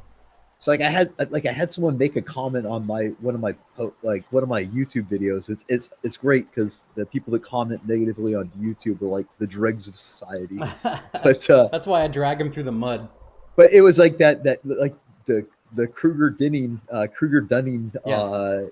effect you were talking about, you know, Yep. where this guy is like the guy's comment was you explain too much. You think we're all stupid. I'm not buying anything from you or whatever. And I'm like, you know, that's fine, but if you're at a place where you think that you don't need to explain stuff, then you've never really been through the struggle. So I don't think you know anything. Yeah, it's up so, or down. You know, it's good riddance, but you know, if you're taking it, please take the time to explain it. That's why I'm watching the videos. I'm watching I love your videos, but I'll be honest, the dyno pool, I fast forward right through that because it's like, yeah, and I know there's people that tune in just for that. Yes. But it's like, you know, okay, I get it. But I want to see, I'm excited when you open up the data log, you know, like, all right, boys and girls. And I'm like, yeah, this is where I learn everything, you know, and it's like, here's what's going. And I like when something's weird and you're like, something's weird. I don't know what's going. And that's entertaining. That's exciting. Like, it doesn't have to be dramatic. I have to be like, well, I have no clue. Right. Or your buddies, you just did one maybe a few days ago where your buddy's car just wasn't making what it was the Whack Shack guy, right? I think it was Kramer. Okay. The Volvo? No, it wasn't the Volvo. Oh no, yeah, the you were Colorado. struggling getting the power that you want. Yeah, that's what Whack it was. Shack. Yeah. And you were just like, it just doesn't, this engine just does not spit out much power. We just run into people and you can go mad chasing that. And then I say part of what's good or bad about what I do when you come to the dyno is I'll give you a bunch of homework or ideas. And then I think that people they hold themselves accountable for that as like a ding and a negative and something they absolutely have to fix. And then I'm like, hey, or you can just tell me to go get lost. Like, you don't have to do any, I guess you'll just have to live with 750 horsepower today is something I always say to people. And they laugh. And I'm like, it couldn't be truer. Go take this up the road. Go try to control it. Because we can talk about all day how your billet Gen 2 7875 in a lot of instances is 950 horsepower capable. But since you're stuck at 790 wheel, you know, what else? What's it going to matter? Like, if you don't race it or anything else, right? And the big thing there is you will hate your car and crush yourself looking at things that don't matter and taking apart a running car that doesn't have failures for no reason to impress who? I don't know. Like, that's a whole. I struggle with that. It would be interesting to get some shop owners on a sloppy, like one of your multiple panel ones. Yes. And talk to them about the questions they get. We want to do that. We want to do like a shop. Yeah, it's inevitably I'll get the call all the time, and I'm sure Vren gets it too, because they usually, if they're calling me, they usually talk to Vren, and they'll have this like, well, I'm doing this. And when you start, like, you know, why? How are you doing it? What chassis? What's behind it? What's your turbo? What's your engine management? Yeah. And you get into they don't know what they're talking about. And you're trying to, and I get tired of explaining to people how fast 500 horsepower is. It's mind blowing. Well, my favorite thing to do with the Colorado was I could turn the boost down to about 450 wheel, and people knew on like Schmedium it made 850.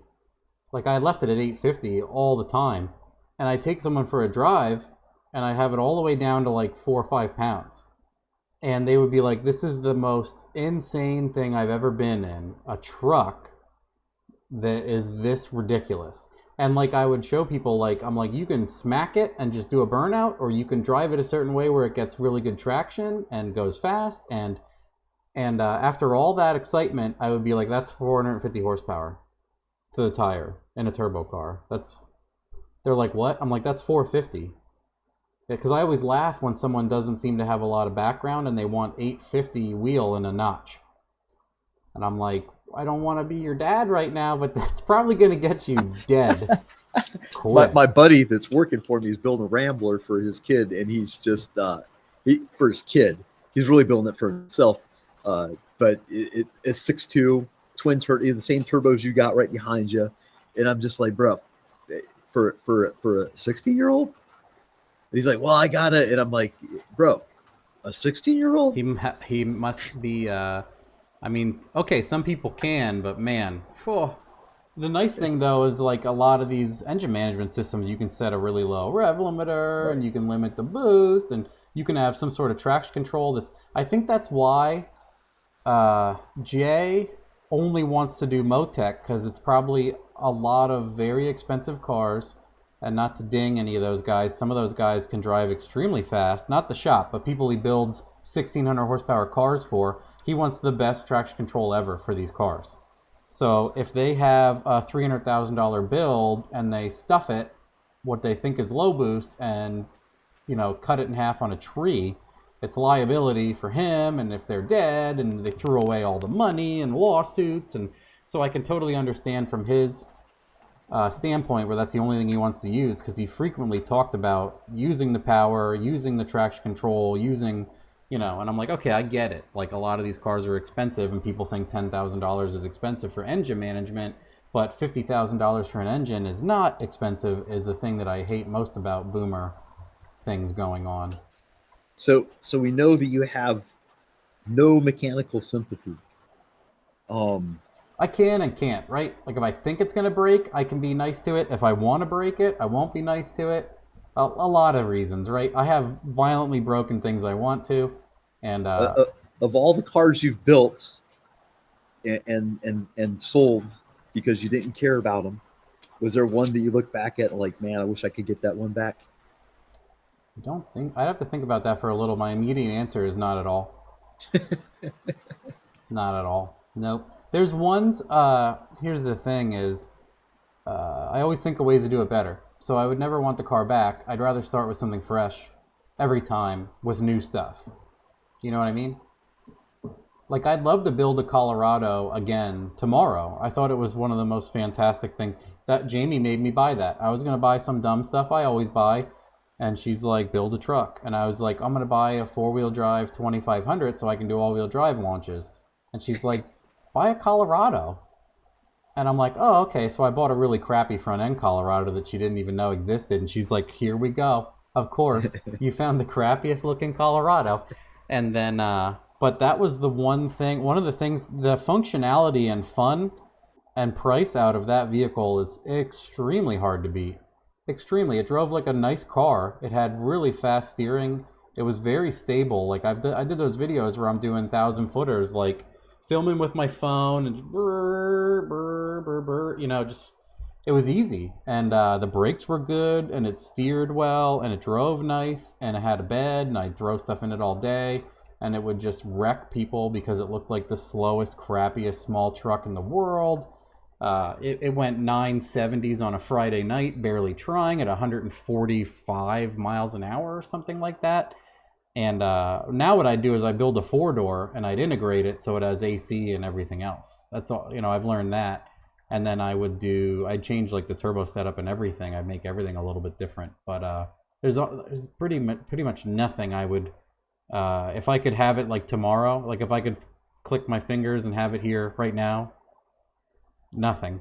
I don't know. I want to keep building other stuff. Ironically, I don't really want anything back. Is there any car related ideas or something that you're thinking about that keeps you up at night? A lot of things. Like too many to list probably. Some days if I'll have trouble with something, I'll think about it for 2-3 days. And I'd say part of that's good and bad. Like sometimes I won't sleep for no reason, and then I have trouble like I'm thinking about it, or I'll work on something till 5 and then go to sleep for like an hour, and then I'll be kind of a mess and won't be able to help as much. I'm like foggy and I can't do as good of a job with my kid in the morning. And Jamie's like, what the hell? Why did you not sleep? You're an idiot. And I'm like, all these are true. All these are true. But nothing, I don't know. I think it's obvious answers. Like, why did this car misfire when it seemingly had no issue? Why did this car make 200 horsepower less than what it should have? 9 out of 10 cars have made 750 with this, and this one makes 550 and feels laggy. And... Is there any abstract stuff you're working on? Like, if I could do this with this graph, then I could have a better monitoring of the traction control, or get down the track faster. Or... I watch KSR's videos now too. I got turned on to him from Cletus. I heard about him from my friend Jimmy that bought F5. I heard about KSR a lot, but now that Cletus kind of pushed him into a channel, I love that he has like insane amount of data. I love that he's a data freak, and the coolest thing about watching that is he's like low dollar sensors everywhere on Cletus's expensive ass race car, and I'm like, yes, that's for all the people to talk smack on that. He bought some Monkey Fab exhaust rings, which I appreciate very much, Kevin. So yeah, stuff like that. He's a real guy, and he has a ton of data. And what I like is he, again, like if he sees something funny, he's like, well, I don't know. Like they went through that entire trans. He showed himself completely rebuilding that TH400 because it was flaring. And their first couple passes the other day, it was flaring. And they show it. He's like, oh no, I don't know what it's doing. And one of my favorite things is Cletus is, I used to think it was because something else, like an agenda or something. But he's like, it's probably something I'm doing. You know, he immediately falls on the sword for everybody because he doesn't want to be the guy that accidentally starts the internet bullshit. And I really have come to admire that a lot about him, because he's like, none of you guys, this is small. If all you were enemies and the EPA came in, you'd crush everybody because no one's their friend. So he would say, there's a lot of times where he prefaces a video. He's like, it's not anyone's fault. Race cars break. That we had trouble with the tranny, and all you are going to go tell RPM how bad they are. And he's like, reality is, what I laughed about is Kevin and him. What? Bro, the guys are like, when a car breaks, the dudes are like, it's everybody's fault. The biggest drama queens. Yeah. Like it's like an episode of the Housewives of Beverly Hills or something with dudes acting crazy. Well, this and that, and the bearing clearance, and the torque converter, and it's like, bro, like you said, things just and thank God that I've seen the internet guy, you know, the guy running the YouTube where it breaks, and he's like, I just bought this engine from this guy, and it was $5,000. It's and the whole drama queen. Bro, I wonder if you should have talked to Homeboy before you put that on the interwebs, and maybe you guys could have worked through something, man. Yeah, the whole cancel culture. I don't like saying that word, but it's true. It's gotten easier to take no. What is that? I'm blank for the word. It's simple. No accountability. It's everyone else's problem. No one can do anything wrong. But yeah, and again, if you're civil with a lot of this stuff, like I really like that he's like the best ambassador for car stuff there could have been in a long time, in my opinion. The NHRA stuff has been so tired for so long. It's a bunch of 60, 70-year-old guys now that like accept rules for lap belts in their Nova, but won't let a brand new GTR with a 5-star crash rating go 1090. It's just not the same, guys. It's part of that Housewives of Beverly Hills I was talking about. Thing. It's the same crew. Yeah. And same I'm like, crew of drama queens. They're just not the same. They're not the same car by a long shot, and they shouldn't be held to the same rule anymore. And that's why people stopped going to the track, and that's why they made the track so people would stop street racing, right? And now the track has gotten so complex to use and so expensive that people are street racing. And they're mad about people not coming, and they're mad about people street racing when they push people out into doing it. I don't know. That's difficult, right? Is there testing that you would like to do if money and time was not an option? I probably don't. There's probably something I'm interested in that I haven't heard anything about, honestly. I'd love to hang out with, like, Holdener gets to do a lot of cool stuff. But what would be neat is to have, he has like a Holly HP and nothing else. What would be cool is, I don't know how many sensors the dyno has, but it'd be cool to put a Dominator on a whole bunch of engines and do the same tests. And this is where it's funny, where you look at some data and people are like, that's stupid, why are you looking at that? And you go, tell me what to look at. And they don't have a suggestion, because it's okay for me to choose something and be ridiculed, but they can't say anything because they don't want me coming back and be like, none of that made any sense, you're stupid also. But it would be cool to have like 90 some inputs on a car engine and just do dumb things, like all sorts of dumb things, and see what happens. Because I feel like that's where like Kevin and a lot of that data comes in. People complain about recently I started doing like back pressure, which is something people will say they've been doing since 1990 and say, you're dumb, why are you only doing it now, you have no clue. And coolant pressure on stock bottom end stuff, it's nice to see. And vac pressure, like a pan pressure, which is what Jay always talks about too. He's like, little What pressure? Crankcase pressure. He's like, a little bit of crankcase pressure, no pan vac is what he kept saying. So running out of pan vacuum, not enough evacuation, and then he's like, head gasket pressure, losing temperature in some EGTs, you can tell where you nipped the head gasket. So it's wild how far ahead of everybody that guy is. He knows the motor's hurt and he can just continue to make passes, but they just take power out of those cylinders, or they do something, right? It's the same as like F1 and rally cars. My friend and I were just talking about this today. One of the Subaru rally cars he was talking about, they had coolant pressure and temperature sensors in 2 spots of each cylinder, so they could tell if it was pushing a head gasket, and they would detune just those cylinders so they could finish a race wide open but not hurt the motor. Like that kind of logging, and just doing dumb things like all the stuff he normally does to do testing, but see how it relates to, it might be like, I think Brian Tooley has said the same stuff, like you always want to learn more, so you always want to do more crazy things, because he said he's done some wildly different things and gotten good results, or he's gotten results where he's like, I don't know what the hell just happened. I have no idea why it's better or worse. It shouldn't be. On paper, it should be better, but now it's worse. So it's an interesting road. Like any kind of chassis or engine dyno stuff is fascinating to me, because I have a chassis dyno. So anything you can just like stand there and do stuff with in a second is really interesting to me. Yeah, so you sometimes go to, like, I remember when there was a fire at Dell's, and you had to use another dyno for like a month, maybe it was. Or was there a flood? That's right, there was a flood. Yeah, it's happened a few times where we haven't had access to deal.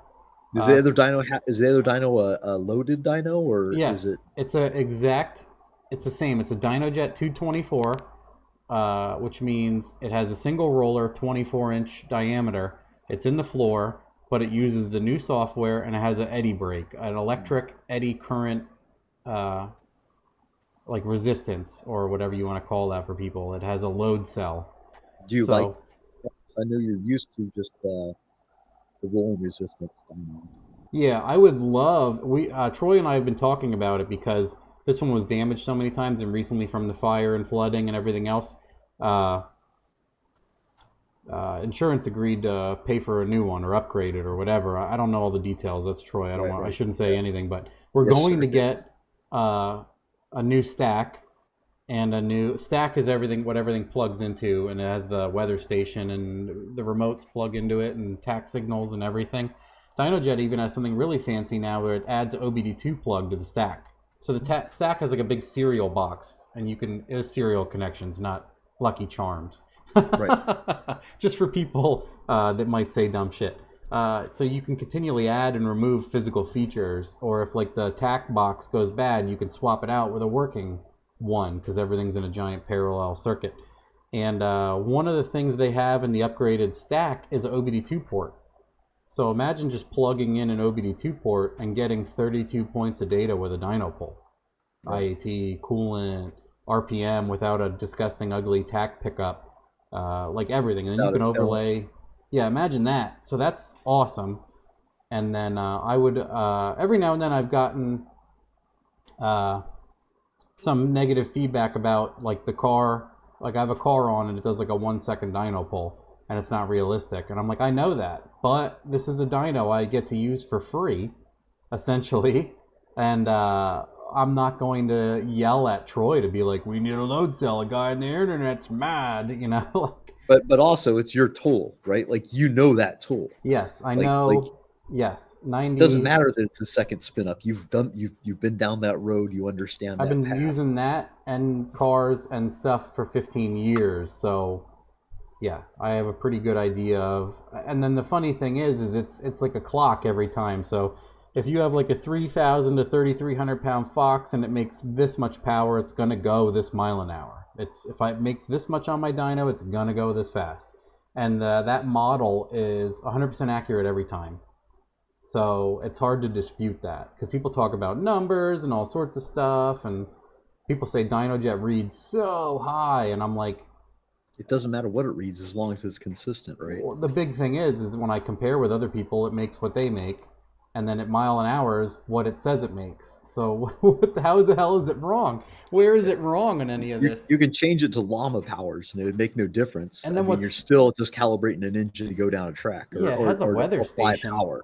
I mean, in my opinion, people say a Mustang dyno is the best test, but a Mustang dyno, you can skew the numbers fantastically very quickly and easily by just changing a number or two you don't understand. And a DynoJet, you really can't do that. There's 5, I think there's uncorrected, and then 5 others that are correction factors. And I think people will be surprised. A lot of times the weather is not great, so the correction is up. So when you do uncorrected, say your car makes 390 wheel and you want it to say 400 and it's a crappy day, you turn it to uncorrected and it makes like 330. Because the weather's so bad, that's actually what it made. But the correction is there to, in the winter, makes the same power. In the summer, it makes the same power. In fall, it makes the same power. That's what the correction is there for. Uncorrected is weather is coming into effect for the power. Standard correction, DynoJet standard, I actually like more than SAE because the standard correction over the years I've been using it, if I have a car on 4 times throughout the year, standard has less deviation than SAE. So in my opinion, it's the most averaged horsepower. The correction and everything works the best, which would make sense because that's DynoJet's correction. Right. It's silly for somebody to say like, well, I want the uncorrected number. What it's like, well, the purpose of the correction is that, like you said, I can come in any time of the year, run this thing, and understand where either we're picking. I know if something's wrong. Yeah, if something is worthwhile. Yeah. So like everybody says, it's a tool, and that's how you have to use it. It's like a torque wrench. You could change it to any measure. It's still a measure of force. Let's see. How do you see the future of motorsports?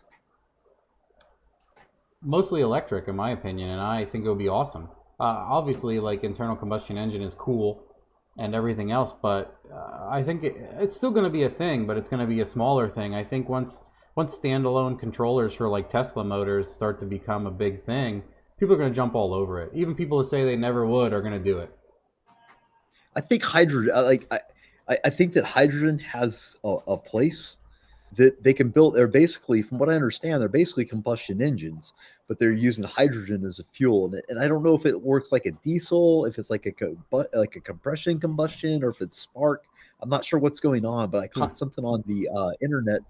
This guy was building, I think he builds generators out in like Newfoundland or one of those Scandinavian countries, wherever. And no, he builds construction equipment. That's what it was. And he's like, I can't use a battery to power my giant earth mover. So I made my own hydrogen motor. And now which makes sense because then you don't have a battery problem. You don't have a battery charging problem. You don't have a storage problem. What you have is a hydrogen creation problem, which isn't really all that complex from what I understand. But I'm not an expert.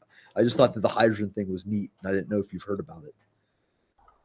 I have heard about it, but I didn't think it was that like prevalent or in use much.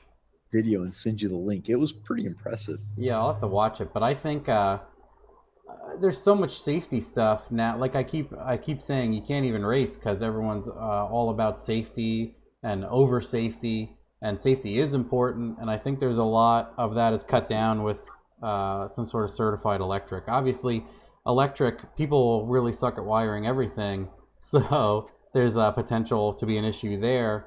But I like the idea that people are like, oh, there's no noise, there's no soul. In my eyes, if you could have a completely quiet 1,000 horsepower car where no one could tell you were doing that all the time somewhere, why wouldn't you be interested in that? So if you have a 1,000 horsepower C5 Corvette and you're ripping by your house, everybody knows where you are and what you're doing, and you're annoying everybody. Whereas if you're foot braking a Tesla somewhere, no one really knows unless you go 150 past them. I prefer stealth mode myself. Yes. But I don't care. Like, I don't really care about the noise. I care about, I spent all this time and energy and resources into learning all this crap, and I enjoy the manipulating it and, you know, making it faster or better. And I just think, like, I'll be sad when we're back to electric and it's just like, well, you know, you can charge it longer or whatever. I mean, I'm sure they'll figure out a way to make it funner, but it just seems so sterile right now. Yeah, you know, it's give and take, right? It's in its infancy still. Someone said they see a ghost behind me, so I flickered all my lights and things with my smart switches just to freak people out. You scare the ghost off? Okay. Yeah, I told him, you know, I'd make a video that was bad about him on sloppy mechanics, and he took off. How do you prioritize your ideas, your time, and your headspace? It's tough. I try. I think when I feel like I can get a lot of something done, I do it. A lot of times, I think I'm doing a lot of things at once all the time, honestly. And then if I try to, but not overwhelm myself, what I like to do is I've said it to like Ryan Blasser, A21 Bravo, and a lot of those guys. I'm like, you have to have a hobby or something that can take your brain off of getting overwhelmed with vehicles. So you don't even have to be good at it, but you need something, because I've learned a lot about wiring, and I started building like pet projects with wiring. And then I started, the other day, I just got an idea out of nowhere. I thought it'd be funny. I've never used a micro squirt module, which is like the size of a credit card. And I wanted to integrate it into a PL1 stock Chevy ECU. So it did all the stock Chevy stuff, but then had a completely programmable fuel spark, rev limiter, two-step, everything else.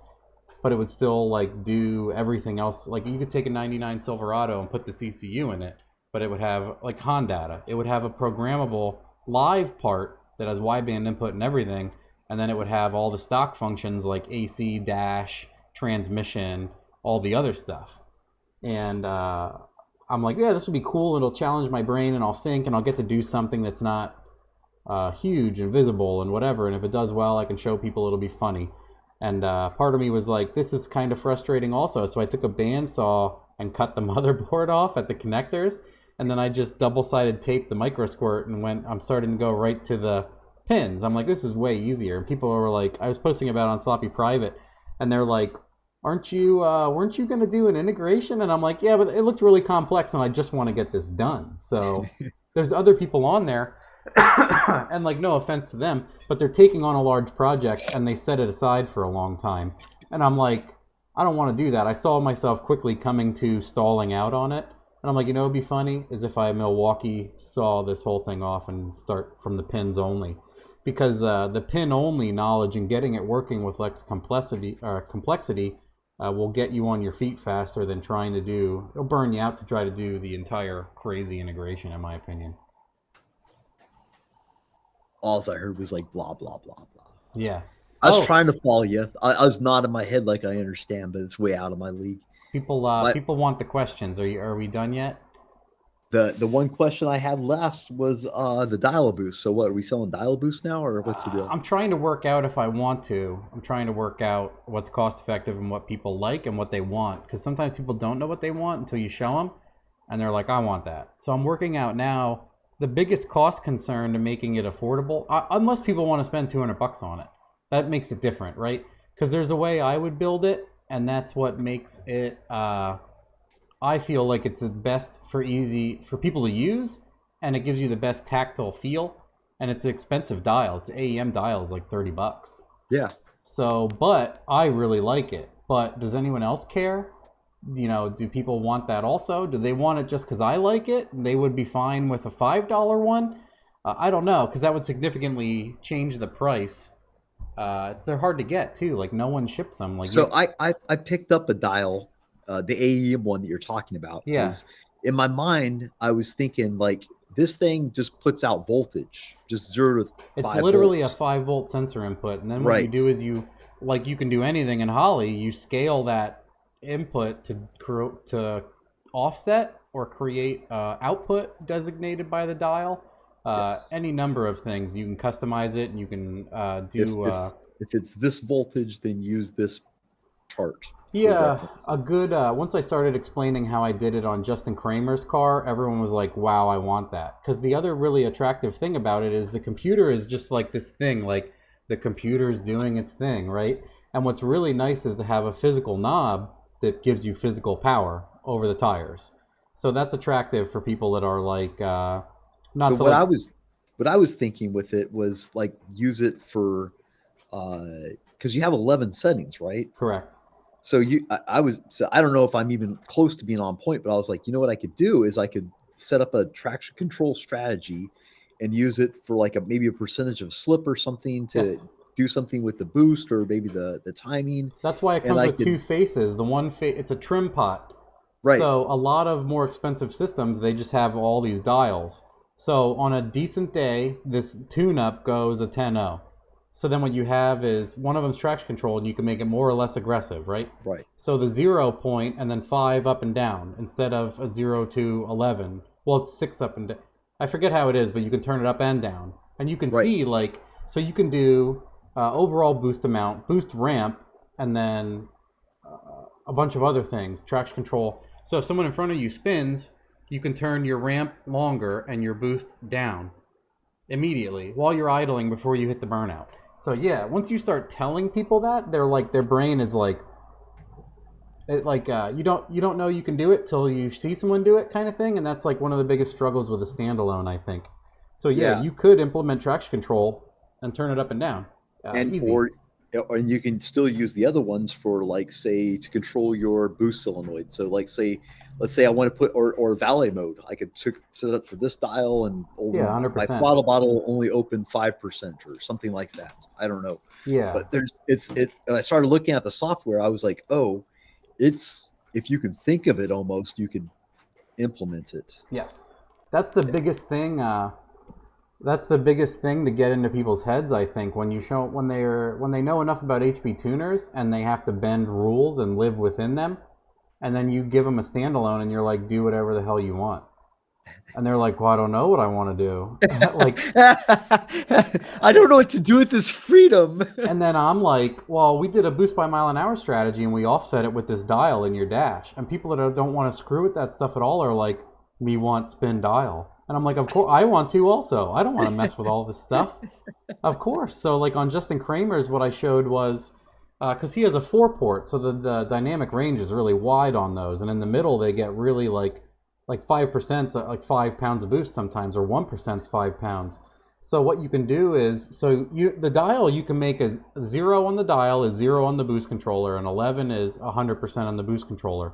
But then you run into a car that makes 5 pounds on the gate, and then at 42% it makes 26 pounds, and you don't want to go over 26. So at the top of your scale you set it at 42%, and then what you do is the lower number usually doesn't work until you hit 10 to 20%. So you can make it 20 to 40. Now you have 11 clicks of that. The other thing you can do is, since it's not very sensitive, once it gets to like 35, you can make an exponential curve also, where you're slowing down the sensitive part midway. So you can slow or change the slope of that curve. And then what I did on his car was I did a 3D table and I offset it by flex amount. So if he had 60% ethanol, it would let him go to full boost, 26 pounds. Now if he emptied the tank and filled it with 93, 91, and he left the dial turned all the way up. There's it's 10 o'clock at night. It's pouring rain, and there's some asshole with a lawnmower running. So I just wanted to share that with you. That's why I'm on mute. Oh, I turned it way up, and I could hear like brrr. But anyway, It should be legal to shoot people that do those kind of things. wet mowing at whatever. Sorry, back to the dial. Yeah, so the ending thing of that is if he leaves the dial turned all the way up on 26 pounds and he goes down to 10% ethanol, it limits his boost to 13 pounds. Yeah, watching your videos is like really interesting, listening to you talk about like setting up the program based on the fuel you're going to use and then using that percentage in the ethanol sensor to make judgments on what timing to use, and then also the Air fuel offset, fuel multiplier. Your strategy for controlling the car, like you said, Yep. on a turbo car, if your throttle's cracked, 50%, it's wide open, or even 25% in some cases. So using a TPS offset can make it feel more like an all-motor car where it has better throttle modulation. Matt, this is why I'm going to have you tune the Phoenix. I do have your the Kuhn Tune alternator and flex fuel sensor harness on the car. Oh, nice. And it was super easy, just plugged right in, snippety snap. Dang. I tuned so many cars that have that, and I'm like, man, that adds 20 horsepower, guys. I'm going to hold you to it. I'm going to ask on the dyno session, where's the extra 20 horsepower? But yeah, I would love to, if you need someone to help distribute those dial boosts or I'm still stuff, I'm thinking about it. We made jokes. I'm not the only distributor that's said that to you. Yeah, there's so I want to give people like I think what I want to do once I sort that out is make a bunch of videos and link them to where you buy it on the Shopify once it's more solidified, because people are going to be like, cool, I have this. Now what do I do? And I have to I'm gonna have to build a bunch of strategies and show how to do it. But the big thing is it has to be, you have to be competent. You can hang your YouTube video right on your Shopify website if you guys. I did it for the other harnesses, but that's what I want to do is make a long video, and I want to give the skip ahead. So like if you want to do this or you want to do this, because it's more than just. I like to call it dial a boost because that's what 90% of people want to do is just have physical boost control, because they're used to that, kind of like pushing a button, but then they don't realize with the complexity of the Holly, they can have, this dial can change my boost by mile an hour amount. This dial can change my overall power, but not hurt me because that's a big concern. People are like, my boost controller was all the way up and I had pump gas in it and it popped. And I'm like, well, that is impossible pretty much with this simple strategy. So it's neat that there's people sitting around thinking about this stuff and how far, like you said, you throwing the rods on engine at 400 horsepower versus nowadays where it's hard to 800. I feel like if you got just one atmosphere on a motor, you're like, it's just an atmosphere. Don't worry, nothing can go wrong. How can you screw that up? Yeah, a lot of cars, if it has everything looks good and I roll in and out of it once or twice. And everything looks great. I have rolled into a bunch of cars with like Terminator setups and a sloppy copy, 650 wheel the first hit. It's ridiculous. And that tuning cabinet, it's nice. Like when I finally got down, started looking through the Holly stuff, I was able to go right to the tune it cabinet and pull. I think it was Brett's tune that you had in there. It looked like one of the most recent ones. I pulled it in. And I was able to just, basically go through one of the tutorials and like change the injector. The only thing I think I screwed up was, now that I watched one of your later videos, is like I changed the map sensor and I bet it rescaled that. You let it rescale for you. And I didn't see it. Yeah. And I was like, damn it. I looked at it and I was like, well, I don't know what these numbers mean anyway, but they look good. I mean, it's a pretty color. Yeah. The biggest concern, it says it, but it doesn't seem important enough. And they say it in a confusing way where you don't think, you're like, yeah, I want my sensors rescaled, but then it like totally biffs your ignition and fuel table. And you're like, no. Yeah. She didn't know. She wasn't ready. She wasn't ready. Well, that was all my questions, Matt, and it's 10 o'clock. So I think I timed this whole thing perfectly. I really appreciate you having me on, man. Yeah. You have to go to bed, or do we ask your people questions? I'm an old man. I'm not. Do we have questions? Yeah, there's still. My God, it's already 3 hours, man. No one really cares about me. 3:15. Let's look through the questions. Is there anything important here? Start throwing it down, guys. All right. Start. what's your opinion on the 7875 on 3 turbo? I don't know enough about it. It's a math question. It's probably decent. I don't know. I don't use it. I think all those China turbos are pretty similar, but people might not know Varen does have, what's that? He has a guy, and they have patents and custom designs on their wheels, so they're not direct copies. So some of those are different, for sure. Varen's turbos are different. Blah blah blah. So I don't think on 3 stuff is necessarily bad. When's your car going to be done? Let's see, Bob. When is Mike going to do a how to improve your welding videos again? Bob is probably being angry somewhere. When's your car going to be done? Whose car? Mike or me? I literally just have to put the wiring into the back of the ECU. So, and then we got to tune it basically. So it is, and I have, so everything is done. All the fabrication, everything is the air conditioning. That's nice. All the important stuff. So soon, that's why I'm saying go to the channel. With hiring this new person, it's really helped expand and just give a whole new capability. Like just time. We have time now, and I'm hoping to make the channel a little funner. I know it's been kind of boring. It's mostly like a vlog. I'll just do stuff. You watched it. Yeah, unfortunately. So yeah, go check out the channel, guys. Go subscribe. I'm not a smash the subscribe button guy, but I don't, come on over there. We're going to be taking this guy out. There's an 8 mile track in town. I don't want to run it in the quarter because I'm just too old, too scared of that. But we'll take it out to the track. And then we got the Volvo. I have the Volvo wagon. We're going to swap. And my friends, kids, Studebaker, Rambler, that we're doing an LS swap. So we got lots of good stuff coming on the channel. So go over there and check it out. Awesome. There is a good one here. Do you have any homemade tools? Oh yeah. Your whole paradigm shifts when you start making your own tools, and then you're like, wow, if I can make my own tool, then I'm almost. It's like the robot awakening, right? It's like the Skynet, where you like self-realize, you're like, oh my God, I can. But I have a CNC plasma table, so that as soon as I got that, it opened up a huge amount of like freedom to just think about stuff and make it. And then I went a lot. It's like the sanders I got. You can never find a good sander for the money, so I got a couple Harbor Freighty boys. Yeah, I got a couple Harbor Freighty boys that I've modified, and we've hopped up with some 3 and 1 horsepower motors. Did you ever see the Fireball Tool video where he makes a custom grinder with a go-kart wheel on the bottom? And he puts like a 30 horsepower electric motor on it. He takes that bar steel and he's like, and just puts it into it. I was like, that is aggressive. There's a whole genre of YouTube sander builds.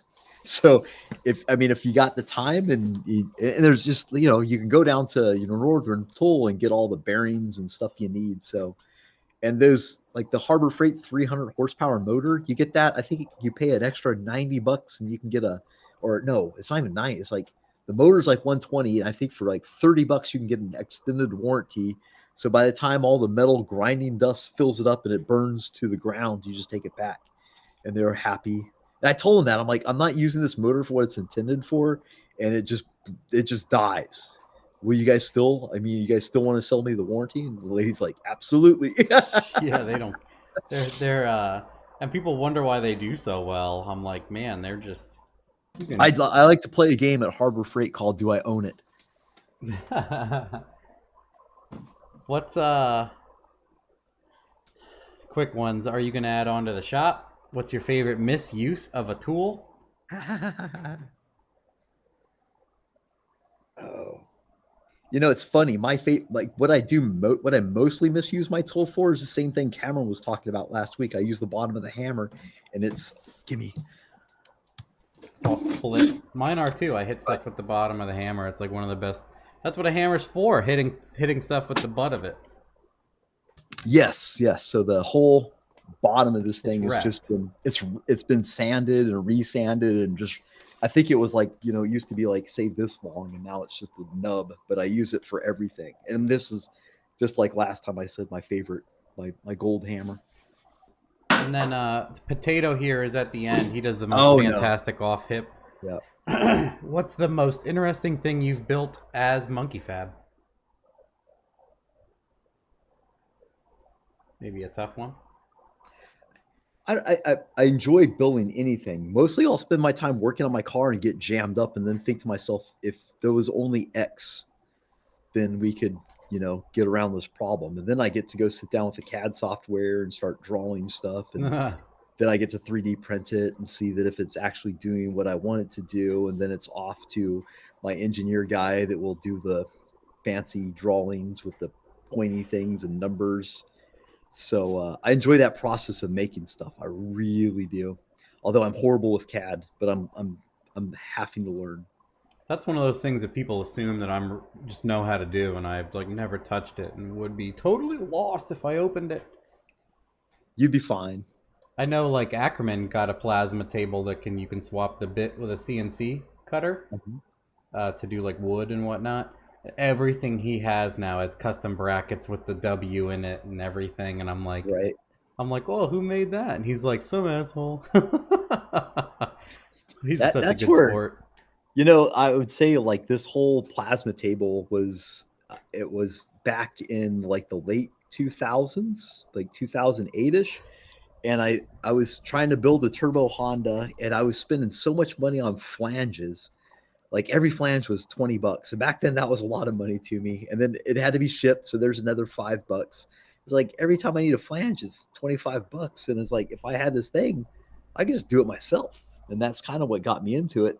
And then once I realized I had the tool, I was there's other things, I can make for people. Yeah. Once you have one that you realize it's the same thing with the standalone. Once you see what you can do, your brain's I can do this. And then, you start to run. It's stuff that I take for granted, right? I'm I'm just going to build a custom output and offset it by flex and change the resolution of the dial. And it's getting sensitive here, so I'll do an exponential curve. And people are okay. And I'm well, nah, here's your dial. And your dial goes 375 to 875. And it's safe on any gasoline and flex. And they're oh, I really am pleased with this. Oh, there's a lot in here. Do you want to... I really don't, Matt. I think we've hammered it all. Okay, you got to go to bed. Well, yeah, in we could talk. We've already talked for 3 hours, which I think is significant. Yes, I just want to make sure that I didn't miss anything. I really appreciate you having me on. Yeah, for no problem. Time. And if you have me on again, I would be awesome. We'd be very grateful again for the opportunity. But yeah, I appreciate the sloppy community, you guys out there. Feed them Bob, feed them the wife and myself. It means a ton to us. They appreciate you, and I appreciate you, and Jamie appreciates you. Please go check out the website. It's monkeyfabgarage.com. Check out those turbos deals. Those turbo packages, basically you get a free flange with the deal, even the billet. I didn't even know about it. That's why I always wanted to do... Check that stuff out. I always want to do one with Varen, almost weekly, where I'm what do you have now that I don't know anything about? I bet you could. I give Varen, I'm Varen, your website's the worst website on the internet except mine. He says he hates it. And the same with the stuff. It's so hard. The stuff I create, I'm I don't like this at all. I don't like it. You almost need to hire a guy that sits with you, and you're no. Even when exactly. No. Even when you hire somebody, it's tough. And then you're yeah, that's cool. Keep doing that. Well, it's been a pleasure, Matt. Yep. I appreciate it. And give Jamie a hug for me. No problem. I'm just going to close out my floating head thing here, but have a nice night. All right. You going to say goodbye to everybody? Yes. Goodbye, everybody. Later.